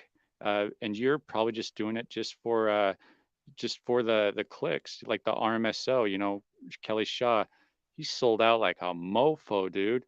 It's like he doesn't care if he already knows it's fake. He's still gonna promote it as real because that's what he cares about. It's a business for him. That's why you got to watch out for these people who um, create a business for themselves as far as trying to use the Bigfoot subject. You'll actually see a lot of people doing it with, especially the LARPer dudes who do it with their videos. They try to be the next Les Stroud as far as trying to create an episode and stuff. Not that there's anything wrong with that. I try to mimic it myself, but not in the degrees of it becomes my identity. And right. came across this new group that it's fun. It's fun. It's a LARPing group, but you can really tell that they're I'm not talking about Squatch Watchers. I came across them a long time ago. Now this one, the Hellbit Haulers, it's like I don't know if you've heard of them. Uh, I've heard. Well, I'm hearing mixed reviews now, but I've heard some things about them. Yeah. yeah, yeah. Well, it's a lady on there who you know kind of honey dicks the guys into watching, and so she's there out, doing the Bigfooting ghost, whatever, and her boyfriend, her partner, films her, and she's all decked out and tactical, where all the guys are probably like, "Oh my god," literally is, It helps. sells it well, sells it well. Yeah, but yeah, it's just another one of those YouTube channels that sure they have a large following. It looks like they're out there getting in the woods, but I bet you if you go behind the scenes and look at the editing and stuff, they might be doing takes once or twice or 3 or 4 times, or hey, my hair's not looking good in this one. Let me retake that.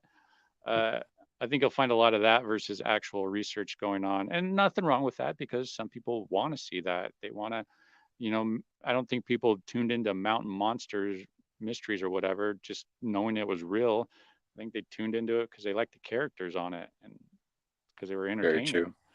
And I think you get Yeah. that like with a lot of these YouTube, Bigfoot LARPer inspired YouTube channels that want to be like the next Les Stroud. Cause it's, some of them do a really good job. Like the Heller, whatever, they just released a trailer. It's a really good trailer. I do question their evidence. It's like, wow, you guys do find a lot of evidence. Like I'm out there a lot, man, and I must be the shittiest Bigfoot investigator ever lived because I'm not having any sort of success that these people are having.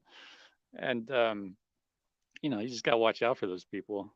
And it's just I don't know if you I created a second channel called The Tall Ones Dark. It's kind of the more silly, funny, serious, whatever. I don't even know. But I did one of Dan Shirley chasing a Bigfoot, what he thought was a Bigfoot at the time.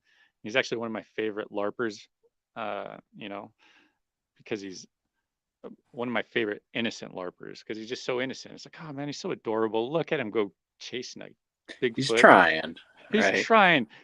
He runs like 20 yards and goes stands in a tree for like a minute and runs back out and like, wow, that got the old ticker going. That's adorable. I came Yeah. I came I across think I'm that, man. subscribed to that channel. If not, I will Yeah. definitely check. Well, there's zero evidence and zero Bigfoot stuff going on, but a guy portraying he's a pathological liar, and it doesn't take a rocket scientist to pick up the facial cues, body language when he does lie. It's like so obvious. He just like almost saying to you, I'm lying. But he's it makes you wonder why these people do what they do. We don't know what's going on in their lives that they need this stuff, that they need to do this. I think sometimes they need to have this Yeah. outlet, this way to get attention, to get some sort of validation because they might not get it in real life. And that's why it's really kind of hard to lay in hard with those people. Oh, hey, it's going. Did you leave me, man? So, yep. I can't see chat either, so I don't even know if anybody's in chat. I could be talking to myself all by myself. But yeah, check out tomorrow. Sasquatch Secrets. Should be fun. It's 12 or no, it's 4 o'clock Pacific Standard Time. I'll be there. I don't really have much to say because I was just filming the entire time. You know, I'm more of an introvert, so preferred keeping busy with that versus all the interactions. It gets too exhausting.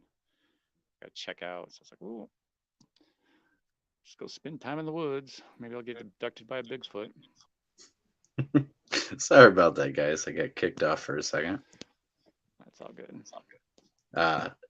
But we'll be wrapping the show up here. Don't want to go too longer than 2 hours. Yeah. I definitely need to check out Hellbent Tower. I've heard some good things about their nighttime camera work from Matt. He's always big playing on that. Well, did but you at the same time, I've heard stuff like they're over exaggerating. I personally have not seen their videos enough to determine either or. I'm more interested in the evidence, anyways. So. Yeah, well, they just did a short video. She released a short video of a piece of evidence of a Bigfoot supposedly jumping in a tree. It's like, geez. Oh, okay. Well, You that should be very vet that one out. interesting. It's like take you 2 seconds to vet it out. It's like, ooh, that's a leaf. Really? Yeah, but they're presenting it as like, I don't know what it is. Look at me. It might have been. I actually didn't get that video uploaded, but there's a picture I seen of a daytime of. I think Nikki showed it. It's like a Bigfoot jumping out of a tree. No, this is a different one. I think it's more towards dusk. Yeah, because they do a lot of nighttime stuff. So I definitely want to check out their evidence now. It's a leaf and stuff. Yeah. I just subscribed to them today because I just came across that. It's like you hear about them and stuff, and I saw their channel once before, but it's like give them a whirl. Always looking for someone new to be entertained by. I'm not gonna be mean to them or anything, but maybe it's this. They're just overexcited. They're just overexcited, and everything wants to be Bigfoot. No, it's better for TV, especially if you want to create that. I mean, it is. That's there's. I mean, that's why I don't really make documentaries, and I stopped doing the stuff because that's not what I personally want to be about and do. I'm more trying to get the real evidence. That's why we don't really have guests on. I'm not trying to be an encounter show. Definitely not being like reading emails that are fake. And I really love getting out there, just being in the field, getting out there like expeditions, what you guys do, hearing about that, hearing about people having experiences. I mean, that's what I love. And I think I would love planning and trying to do that because I think that's where we're really going to get the evidence or better understanding is having these expeditions with community members to help go out there, but witness things together as they happen. Because it's hard to do too, man. It's better to have the witnesses with you than by yourself. So. Yeah, it's hard to get those type of people together and get on the same page. And even this last trip was a good learning experience of how things can be improved with just the workflow of the investigation and stuff. And, so there's always learning moments that we can use on each of our investigations. And, like you, I just love getting out there. Even if I don't go, I don't even really go Bigfooting. I just go out and do different things like really getting into rock hounding and big time and just kind of more exploring of just the backcountry. And it's like, hey, maybe I'll run into Bigfoot back there. But going out there trying to find Bigfoot in each outing will drive a person insane and not want them to do it anymore because they'll get so frustrated, or they're going to get to the point where they're going to start manufacturing the evidence because they just feel that they should be getting the evidence. And you'll come Yeah. across those people too. And it's not even on purpose. Sometimes, people will just get frustrated and they see a little something in the dirt, and it's like, yeah, that's a Bigfoot track. Yeah, I feel lucky today. And Yeah, they, yeah. whether or not they know it's fake or they believe it, they pursue it and they present it as that. And you get into this slippery slope of you keep doing that, or you have people who think everything's Bigfoot. Every stick that's leaning on something is manipulation. And I've been with people who want to spend hours and hours looking at debris, and that gets frustrating, makes you want to quit when someone wants to stop every 10 seconds to look at something that's Well, that's why it's doesn't, really, yeah, if that's it why it's looks natural, it probably is natural. If it looks weird, then let's investigate it. well, that's why it's really important to get people who aren't going to disrupt the investigation while you're out there that does stuff like that. That's why it's Yeah. important to find out of what everybody's goal is for that particular outing and make sure they align, and so you can kind of work on achieving those goals. Because those people I've been out with, though, they're frustrating. They just wear down an investigation to the point where it's like, shit, man, wasn't even worth coming out because it's just, Yeah, you don't go far. yeah, you derailed, and it's just we're listening to nonsense, and it's just bogarting the investigation. I'm more about free flow of like, we don't know, there's no real leader, and let's do our best on trying to collect evidence and perceive it in a way that is justifiable to the subject, and that's all you can really do. Yeah, exactly. I think, and having these expeditions, you kind of learn people's styles and their proficiency of if they're bullshitting you or not, Hmm. and how they act and what they do. And there's some of their strategies that they employ or suggest. I mean, we've had Adam Davis out. He went to one of the conferences we had, and Oh yeah, that's funny. yeah, back when I had a lot of different people on the Lost Cryptids, and a lot of people who are not here now for various reasons. But we had him out, and we had Robert Kreider out there too at the same Mm. time. And let's just say they had very different ideologies of trying to find Bigfoot and what we should do. And Adam had a lot of very less than professional ways of trying to strategize stuff, I would say. He was out there, he was doing stuff, but Not as efficient as you'd think from what the position no, he's in. it didn't. He didn't present himself as the cryptozoologist that I was hoping to have out in the woods. But I've heard that a lot too. I've heard that. yeah, I was. He was. Well, if I have to be honest, he was more worried about getting a piece of side stuff to Yep. mess with. But that's not That's here what I and heard there. too. That's what I heard Hey, too. man, he's had better luck finding that than Bigfoot. So He did that's okay. actually. But well, Multiple times. that's his own fault because he wasn't in the woods enough. But me and Jason Kenzie, we had our own experience, and a lot of other people did who were in the woods. So just Oh goes to man, show, I love that never Jason gonna find Kinsey anything dude. if you're not in the woods. Yeah, I love that Jason Kinsey dude. He looks like so much fun out there. He is a Yeah, blast, and I would he was. love for him to come up this way. Be like, damn, dude, I'd go Bigfoot. I'd easily go Yeah, Bigfoot with him. even He if you looks so don't much find fun. Bigfoot, you're gonna have fun. Yeah, You yeah, laugh, yeah. laugh, laugh. I Yeah, am he so does. glad that he came up there with us, and me and him had our own personal experience because it was really intense and stuff. He's an outdoors guy. He grew up in Canada, British Columbia. He's been Oh, out in the nice. woods, been with wild animals, films, wild animals Yeah, I and saw some of his stuff. pets It's too. cool. Uh, that is one experience that I'm so glad I had him to witness it because when he talks about it and what he saw, you can see the emotion. And we just filmed everything, as it was happening, a real encounter. And Oh, nice. yeah, man. So if you ever get him out there with you guys, yeah, That'd be he's a pretty great. good guy to have, and he's brave. I mean, he's not the bravest, but he'll go along with you. Yeah, I mean that's He's all you can not. ask He's for, not. really. Yeah, he's not afraid to get out there and go in the middle of the night. And yeah.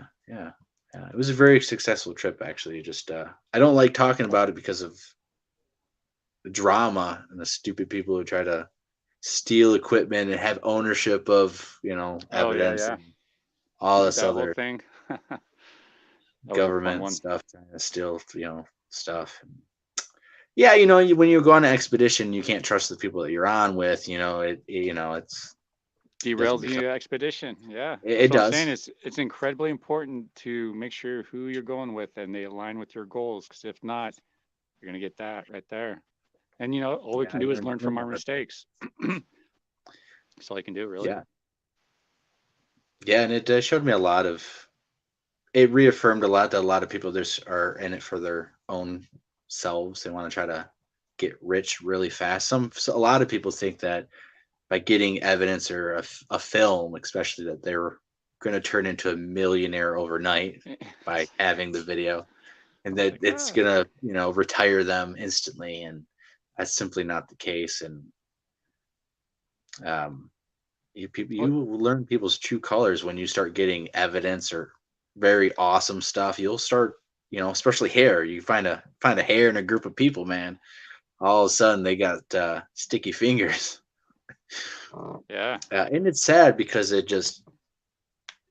hinders the progress of research, and then everyone has to fight over this. It can break up groups, and Well, nobody want, or not everybody's in it for the research. Some of them, like you say, are in it for themselves, and those are the ones that will destroy any sort of investigation. And it's tough finding a group of good people that you can go out with constantly and pick the right areas and stuff. It's literally so hard that I can't even really find it anymore.